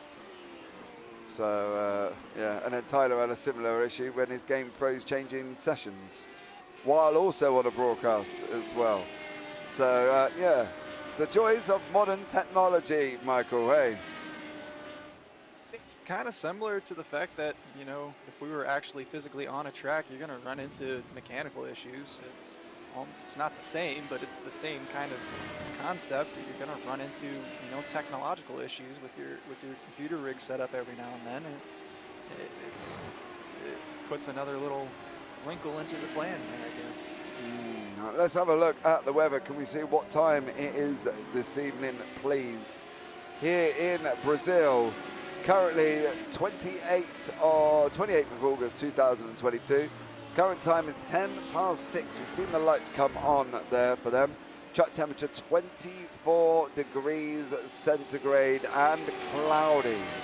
So current track temperature 24 degrees centigrade, 10 past 6 in the evening. The lights are on, not quite darkness yet almost, but within the next 15 minutes I think it should be. Rolliston coming in here as well, making his second stop. We've got Paul Crabb not to stop, and he's only got 5 minutes to do it, Mr. Crabb. Otherwise you are outside the 10-minute rule, and he knows this because Team Radline, both of their drivers did it before, where both Paul Crabb and Stephen Place did not pit within inside the 10 minutes in one race, if I'm not mistaken, as well. So the Team Radline guys, I'm sure, have learned, and Paul Crabb does remember that he's got to pit again. So I'm just glad iRacing is bug-free. That would be nice. I'm sure that would, one day that will happen, along with almost rain. Let's not have a best conversation about the iRacing and rain scenario that doesn't seem to be coming Here's along. My question. Go on. Do you really want to enter a public lobby with rain? Do you really want to go into an official lobby with rain turned on? Yeah. I think there's already enough chaos in this world. I would love to see rain in the game, but I just don't really want to join an official lobby with rain. I'd be all about it in a league, a league setting like this. You can trust the drivers around you, but just some random, lobby where I don't know. I think it's a bad idea. It's free. The way I look at that would be it's free SR and IR. Because if you're in a lobby with rain, right, and you sit back and you basically just sit in the pits, you wait for everybody to go speeding down into turn one, then they crash into everybody, and then you move out, get past that incident, stay at the back of the field, wait for everybody to crash on turn 2 and 3 and however more corners that people will go, and you just carry on poodling through. And that's the way I see it. I don't think there is enough drivers in the license classes that they're in that have enough experience on a track at the best of times. I also don't feel itself that there's enough there for new drivers for them to get to grips with the game. Because I've had conversations with people who are almost in like C class, and literally they didn't even know that the game had a spotter, and they didn't even know what a spotter was. And that's the problem with iRacing. There isn't enough there for new people. Rain and the SR10, James, smiley face. Yeah, I can see how thrilled I would be at that, Mr. Wynn. Apart from sitting at the back of the field and letting everybody go and spin out, because I think that's the only way that would even slightly happen. James, last night you asked me a question about rain and ovals. Yes, I saw that today, apparently. Yeah, did you see that today where, a little bit of rain came on to turn 2 and everybody got taken out? Yeah. There's your answer. So that's what I mean. Like, you couldn't have rain on ovals either. Like on the F1 game, you always turn rain on, and then once Paul Crabb has gone into the pits. So that's fine. We had a funny feeling Ty Kim was going to take the lead. As whether or not Crabb's going to stay out in front of Kiriakopoulos. Kiriakopoulos is going to go past him about now. So Dennis Kiriakopoulos is in second. Paul Crabb down into third. Stephen Place and David Rolliston, that was having a battle as well. Paul Crabb coming out. David Walters is back up into fourth.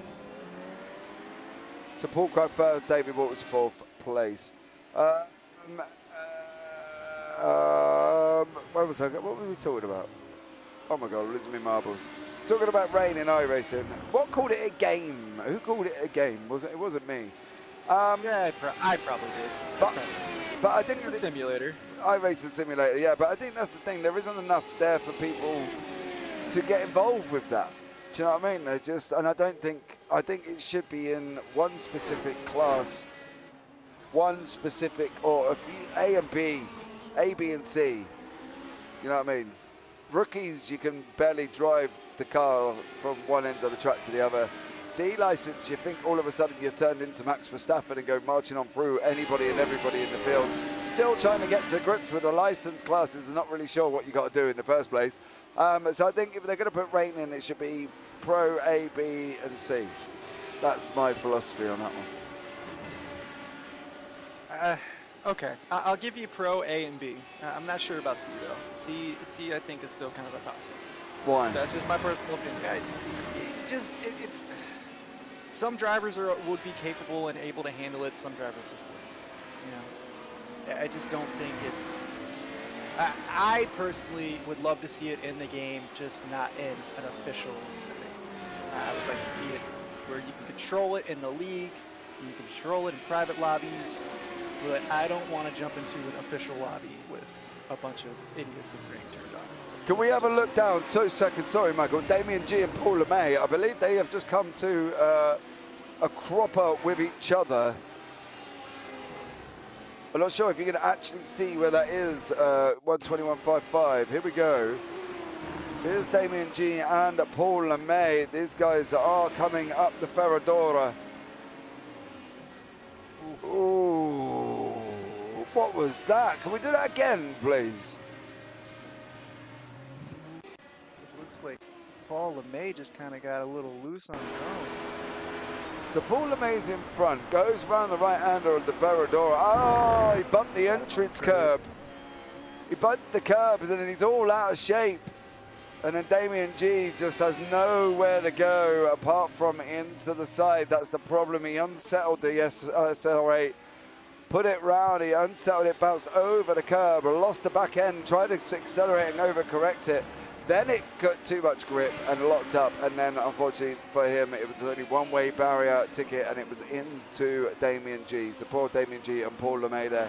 After LeMay had done so well with climbing up the order, is now dropped all the way down into the pits in 14th place.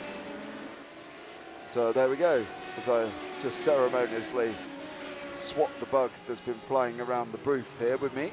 So there you go. So Paul LeMay there, that was just unlucky, wasn't it, really? Yeah, he just didn't have any place to go.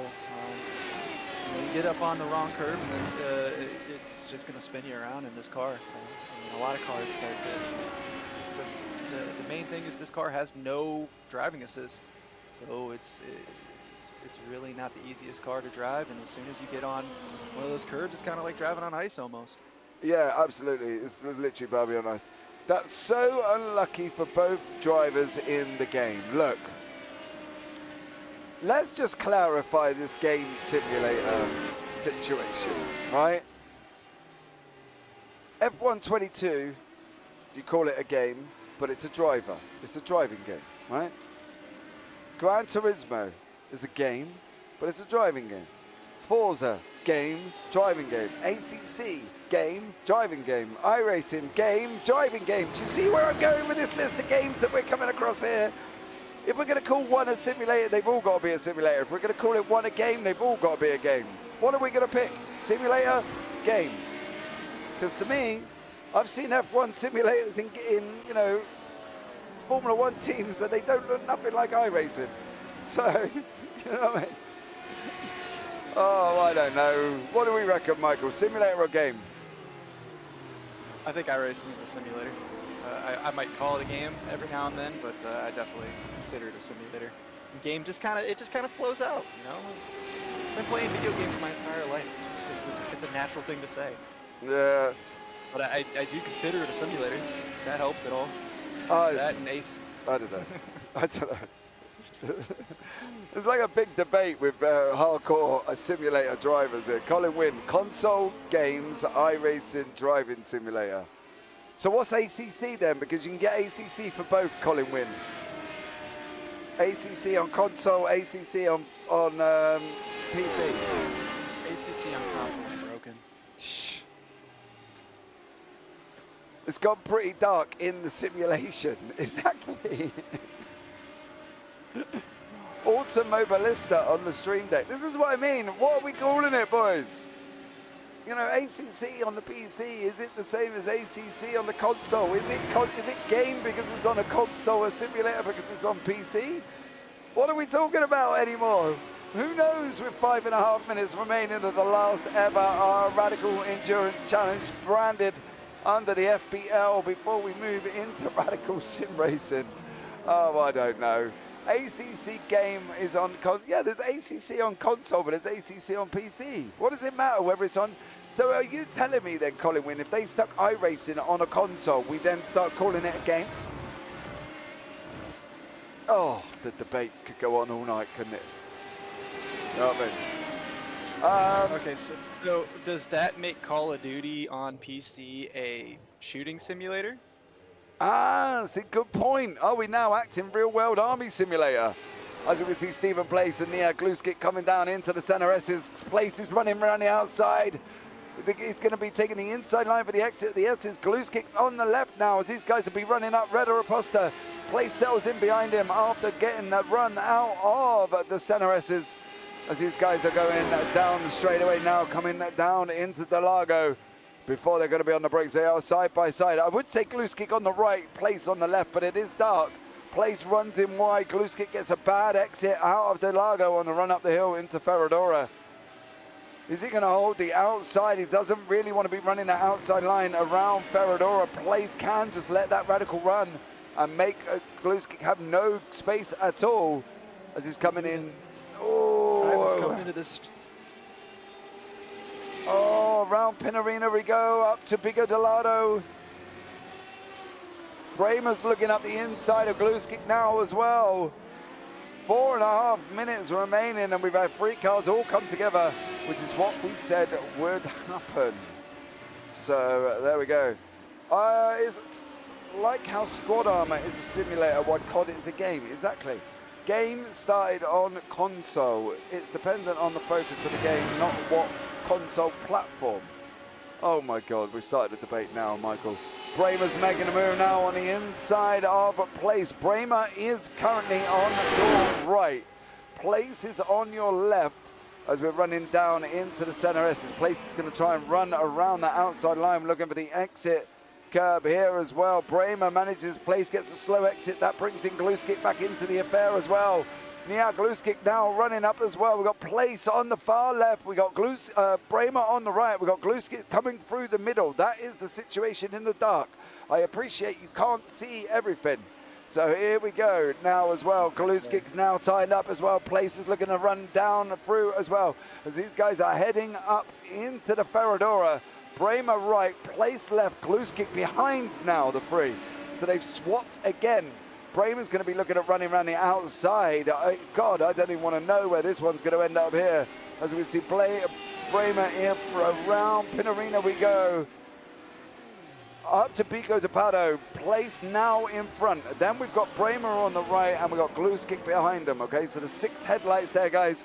I will tell you the action. They're coming up to David Tamiro, who's going to be a back marker. Hopefully will be jumping out of the way. Otherwise he's going to be caught up in action he does not want to be caught up in. As we see Bramer, Place is off. Place is off. Tamira's off. I don't know if Tamira was getting out of the way or just that was complete error. But all the while, Gluskic is just literally coming right round the outside now. Bramer on the right, Gluskic's on the left here, Michael. How's this going to end? Oh, they're very close. They're both coming in. It looks like whoever's going to hold the inside here, it's going to be Bramer. As they come through. Oh, that was close.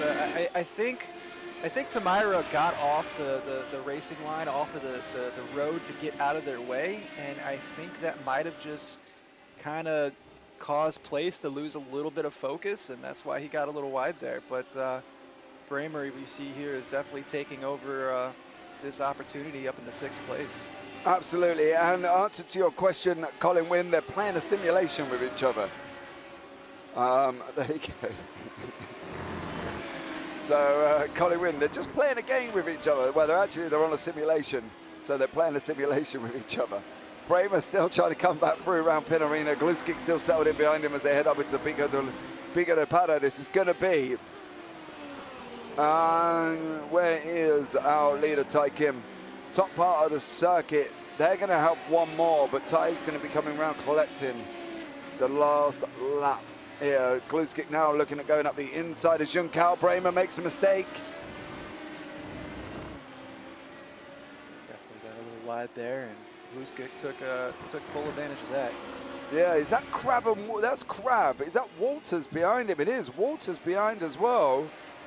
So David Walters is closed back up with just under one more lap. I believe we're going to have Tai Kim taking the last lap board now. David Walters has gone up the inside. Crab is looking to try and come back round the run on Magello. Down into Junkao. We're on the last lap of the race with our leader Tai Kim. Lap 61 here this evening. Paul Crab, David Walters, Tai Kim, Dennis Kiriakopoulos. There are your top four. So we've got Kim, Kiriakopoulos, Crab, Walters, and Buson. So if you didn't have Tai Kim down for a victory, then you definitely got it wrong. So here we go now. Paul Crab on the last lap. Barney is waving. Trust me, he's waving. Tai Kim is on the way up the hill into the Ferradura for the final time this evening, Michael. Last lap send from David Walters. What do you reckon? Well, we've seen Paul Crab get a little wide on a couple of these turns. I think David Walters definitely has an opportunity here. You see it. Crab is blocking it off, but here's a good run here. Here's a good run here. Yeah, he's got the inside. Trouble is, Crab's going to send it up the inside into the Ferradura, and he's got every right to go in a little bit hotter. Walters leaves him room.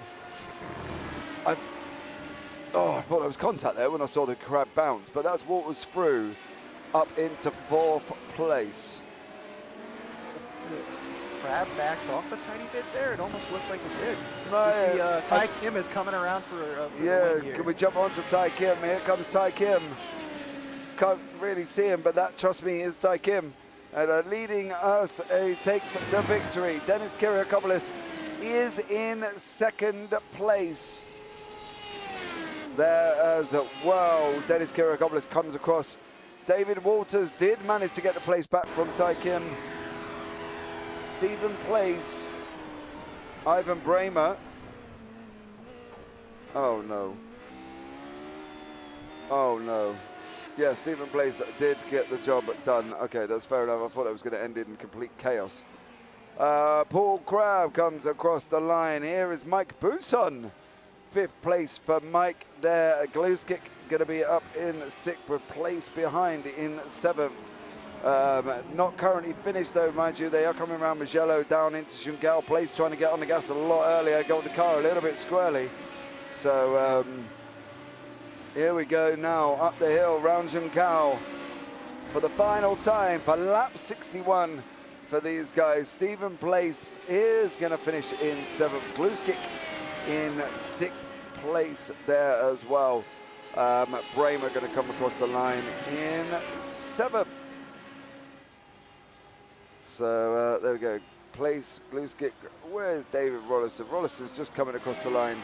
12th place man David Tamira is in front of that as well. He's just about to finish as well. So there is David Tamira. There is David Rolliston. So job done and done from these guys this evening. That is it. That rounds out the final standings this evening. Michael, why don't you take us through the final results board here? Well, Tai Kim taking the win from 10th place on the starting grid. Dennis Kiriakopoulos coming in second. David Walters rounding out your top three. Paul Crab in fourth. Mike Buson takes fifth. Niad Gluskic in sixth. Stephen Place in seventh place.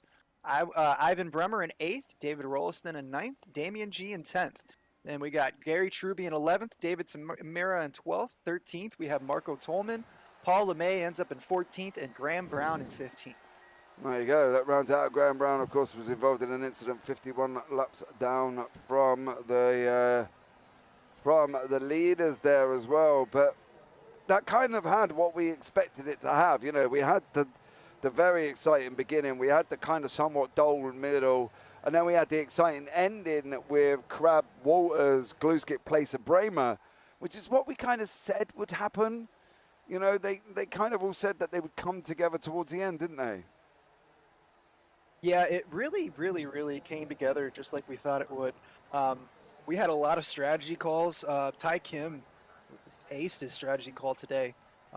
Obviously, he took the win, but yeah, it really kind of came together towards the end there. We saw the nice battle for 6th, 7th, and 8th place.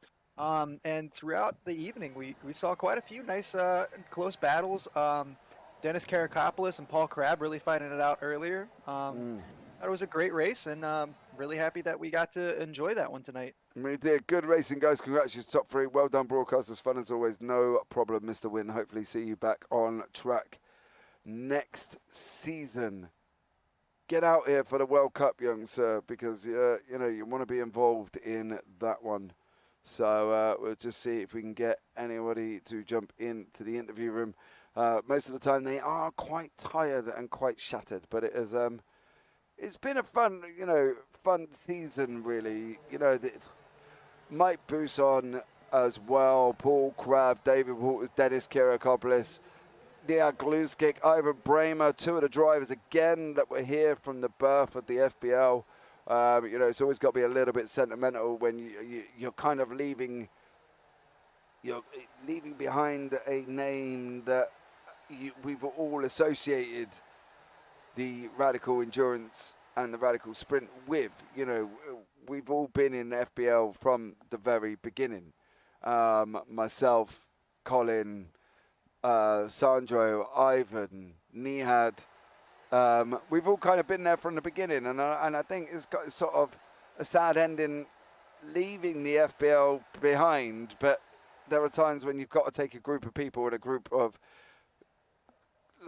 amazing individuals in a Discord forward, and we're doing that by going over to the Radical Simracing, which will kick off the first Radical World Cup as well. So now, after my very sentimental chat that I'm having, I'm going to bring in Dennis Karakopoulos into the booth. Dennis, how are you this evening, sir?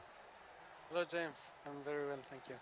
Good, young man. Second place in the final race of the season. Yeah, it's also in the sprint race, I did second place, so I'm really happy. The track that suits me, so I'm really happy with the result. Did you think you were going to catch Ty, though? Because Ty pitted earlier. He kind of predicted that he said in chat, in YouTube chat, that he was going to try and win from 10th place, and kind of did that. Yeah, no, he did a really good job. He's fast, and I don't know if his pit crew is super fast or mine is super slow. I expected to gain some time on the second pit stop because I did more laps than him, but I found myself like 2 or 3 more seconds like further, so I didn't understand. I have to review that. Yeah, I can't really answer because you can't really answer that one either, Dennis. You know, but look, at the end of the day, you've had a great season. You know, if you hadn't missed a couple of races, do you think you could have been up there within the championship? I have to be honest, James. Hutchinson is really faster than me. There's no point putting ifs and saying if I did more races, he's better, he's faster, so he deserves the championship. Well, Dennis, I don't agree with you. I'm going to argue. I am, because you guys have been battling all season. It's been great. You led the championship. You know, McHutchinson's come in and you two have had an epic battle. I can't see the difference and say that one's better than the other because you're just both outstanding. And I think you need to look at it that way, Dennis. And, you know, otherwise, me and you are going to have a private conversation off air. Because at the end of the day, you've had a great season, young man. You finished second in the championship. So well done and congratulations. Yeah, thank you very much, James. No worries at all, there, buddy. Take care. See you. Bye-bye. Bye-bye, everyone. That was Dennis Karakopoulos in the booth. Now let's bring in the man with the crystal ball, the predictor in YouTube. I'm going to go try and win it from 10th on the grid, he said in YouTube chat.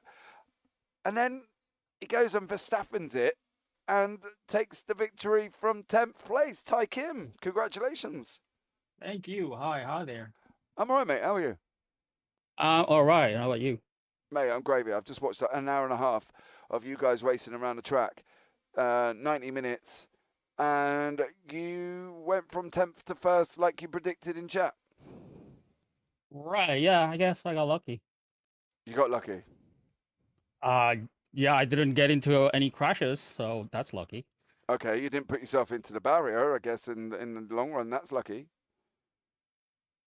Right. Also, John is not here, so yeah, I was looking forward to fighting John, but yeah, he's not here today. Well, he'd won the championship. You know what I mean? So really, you know, he can't. I guess from his point of view, there was no point. He was he'd won the championship, and that was it. So at the end of the day, you joined late. Are we going to see Ty Kim in next season? Let's hope so. I did apply for the North American Sprint Series, but I'm not sure if I'm gonna be that good when I'm driving SR10 because what I see from the broadcasted race from I think 2 days ago from Apex TV, I'm pretty much like 1 second off the pace of the top runners. So it'll be pretty difficult for me to challenge the front runners in the sprint series, but I'll try. I'll try. Well, come along and join in. But look, Ty, congratulations on your victory. You know, you've got a good haul of points. And at the end of the day, you know, if you were there from the start, it might have been a different story. But look, you know, we look forward to seeing you on track. And congratulations again for winning 2 races in a row with Bathurst and Interlagos here. Thank you very much. Thanks for the commentaries, guys. No worries, mate. You should watch it back. We had a chat about baked potatoes and steaks at one point, and we turned it into a food show. Oh, really? Okay, I'll watch it again. Yeah, you should have a watch in the middle. But cheers very much, Ty, and we look forward to seeing you Thank next you. season. All right, thank you. See you there. Right, we've got David Walters and Nia Gluskic in the booth as well. I'm going to rob David Walters first, and I'm going to ask him, David, how are you?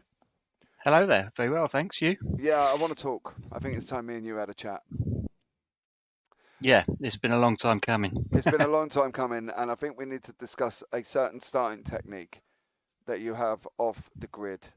What's happening at the start? They're not going well, are they? They are not going well, no. I don't know what happened. I either jumped the start or I bogged down. I know how to do it. I practice it and it works fine, but must be the pressure. Why? Always goes wrong. Yeah, I know. Whenever I see David Walters on pole, I get nervous. Because it happened at Nordschleife as well. It wasn't the only place it's happened, was it? That you've bogged down or the start hasn't gone well or something's gone wrong this season. Always something when I get pole, yeah. So got a good start at the Nordschleife, but then got to break at a corner and went into the wall. So, yeah. So, what do we think then? I don't know what to say about it, David. What's going to happen when the David Walters starts? Come on, you've got to get on it, young man. Yeah, it was a shame because I think if I'd been with that leading group, I would have been able to stay with them. So yeah, it was a bit of a shame. Yeah, but need to work on that. Yeah, yes, mate. I tell you what, I do get so nervous whenever I saw you on pole, and I got nervous again when I saw you on pole, and I was like, he's going to do it this time. I can see it. It's going to go flying off. Michael here in the booth with me had you down as his victor. He was like, David Walters, I'm going to take pole, man. David Walters is going to win. I was nervous, and I can see why I was nervous because it didn't go well at the beginning. But overall, the race recovery itself was something else, wasn't it? Because you were getting yourselves involved in some good old battles along that race. Yes, yeah, it was a great race, great fun, really good. So, what's next for David Walters? Are we going to see him next season for the new formatted? Oh, absolutely. Yeah, I'm there. Yeah, for the sprint and the endurance, I'll be there. Oh, that's going to be an exciting one, isn't it? Let's be real. Just starting to get used to the SR10 now, so yeah, it should be interesting. Are you? I've not even been in it yet. I've been in it a few times and decided that I didn't like it. But I've done 4 races, I haven't lost any I rating yet, so yeah, not too bad. Is that all you've done in the SR10 is 4 races? Yeah. What, all the time? Like 4 races non-stop? Oh no, I think I did Red Bull Ring. I just did a couple at Alton Park and another one. Yeah. Oh, right. I was going to say, because you've...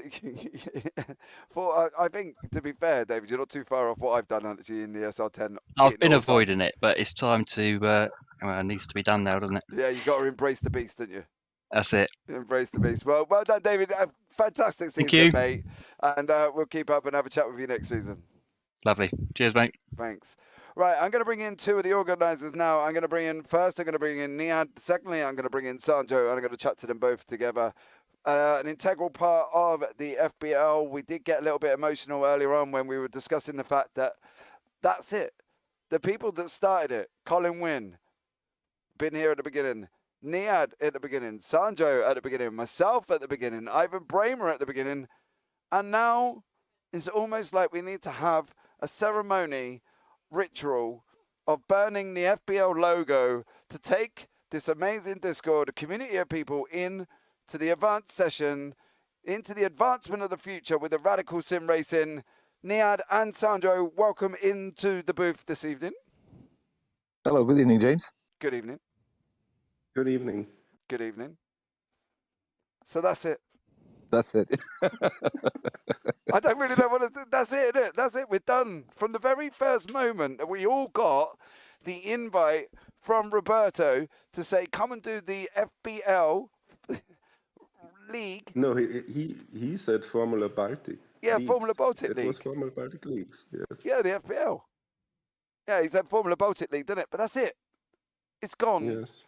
And we move in to an exciting future. Now, you guys have been here from the beginning as well. Where is the future holding for the Radical Sim Racing? Where are we going, Sandro and Nia? Tell the viewers what is happening with the Radical Sim Racing next season. As Nia wanted. Yeah. I'll let Sandro answer this one. Okay. We are basically gonna give the Radicals a main event with the finals.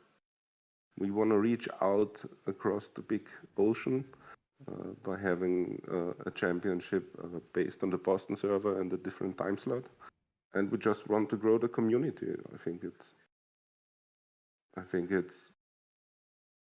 about connecting drivers, it's about connecting leagues, it's about connecting communities, and we want to build a platform because we had great fun together in the FBL, and I think we can give something to the whole Radical community. So what are we giving them, Niad? You tell us, what are we giving them next season? We're hoping to give them a really good platform to sort of race Radicals in a really fantastic way, as we've been doing so far. I mean, when you look at the seasons that we've done in terms of the endurance, and in most cases sprint races also, I think one of the things that really stands out is our track record and really good starts. And there are just too few positions for you to make up at the beginning because not many people are making mistakes. There's really good respect on track, and it's really easy and really fun to race wheel to wheel with these guys. I had nice tussle with Ivan and Steven tonight, and it was really enjoyable. I can't remember having so much fun. So yeah, I mean, I showed up tonight because I promised James, and I said I will be featuring in the interview booth as the outgoing champion. I want to pass my congratulations and the crown to John McHutchinson, who has proven to be in a completely different league. When he races is really amazing, but we had so many good racers on the grid, and it was really it was an honor for me to share the track with all these people, honestly. Yep, I can't disagree with anything you've said. Colin Wynn in YouTube has just put bye FBL, wave, and a teary face. Yes, it hurts, definitely. It hurts. But there's also a shining light on the horizon, so I'm looking forward to it. Yeah, I think that's the main thing. People have got to be excited about what's going to be happening within the Discord as well. I think, everything overall is done a fantastic job. Sandro, I think you've done a stellar job. I think, Niad, you've been, dude, you've just been here from the beginning. We know this. You know what I mean? You're part of the furniture. You are the old table lamp that you walk into your grandma's house and you find her in the corner. You know, the clock that's been there for about 60,000 years. That's you, Nia, because you have been here from the beginning as well. You know, I think it's going to be great. We've got we've got about 2-3 week break, Sandro, before we start. I think it's a longer break. I think we start with 18th of September with the endurance and 23rd of September with the sprint championships. So we've got 3 weeks for the endurance to start again on the 18th, and about 4 weeks for the sprint. So there you go, guys. You know, look, a stellar job. All right. An amazing job you've done with this whole community. So nothing but praise for you both. And look forward to going into the next kind of advancement for Radical Sim Racing. I'll have to get the FBL out of my head during this break so I don't open up and go, welcome to the FBL, because you know, we've been doing it now for a while. So thank you guys for that one, and thank you very much for joining myself in the booth for the very last FBL Radical Endurance Championship. Thank you, James, and hopefully see you next season. Let's share this wonderful trip together, I hope. And you've done an amazing job with the broadcasts all of these past seasons, so thank you also very much. No worries at all. So there we go, guys, as well. We've got our very own, for some reason, I can't actually move you back down in the, there we go. Not quite sure what was going on there as well. But that was Niad and Sandro there as well. Welcome, Radical Sim Racing by FBL, says Ivan Bramer as well. Michael, come and join me back into the booth. Michael, are you still here? Yeah, I'm still here. Just Sorry, going ahead and just listen to everything. I know this this league means a lot to you guys, so I'm just trying to take it all in and enjoying being here. And it clearly means a lot to you. It clearly means a lot to the NIAD and everybody in Sandro and everybody in the league. And looks like the future is going to be very bright for the Radical Sim Racing League. Yeah, absolutely as well, guys. But that is it. That rounds out the FBL Radical Endurance Championship for another season. Congratulations to John McHutchison for taking the victory, Dennis Kiriakopoulos for second place, and Eric Hanoi, who took third. Thank you. A big shout out to you all as well in chat, who's been joining me all the way through this as well. So Colin Wynn, much appreciated for keeping the chat going. Sandro for being in there as well, having a chat about steak and baked potatoes, Michael. That was your doing. I'd like to point that out. Dude, I'm telling you, steak and baked potato, it's a delicious combination. Nope, definitely not going to happen in my house. But there you go, guys. That rounds out the season here as well. So from us from JBV Broadcasting, from myself, James Parfitt, and from Michael, and from producer Tyler in the background as well. So for one final time this season, we're going to say, take care, have a great week, and you never know. We might see you on the track next season. Good night.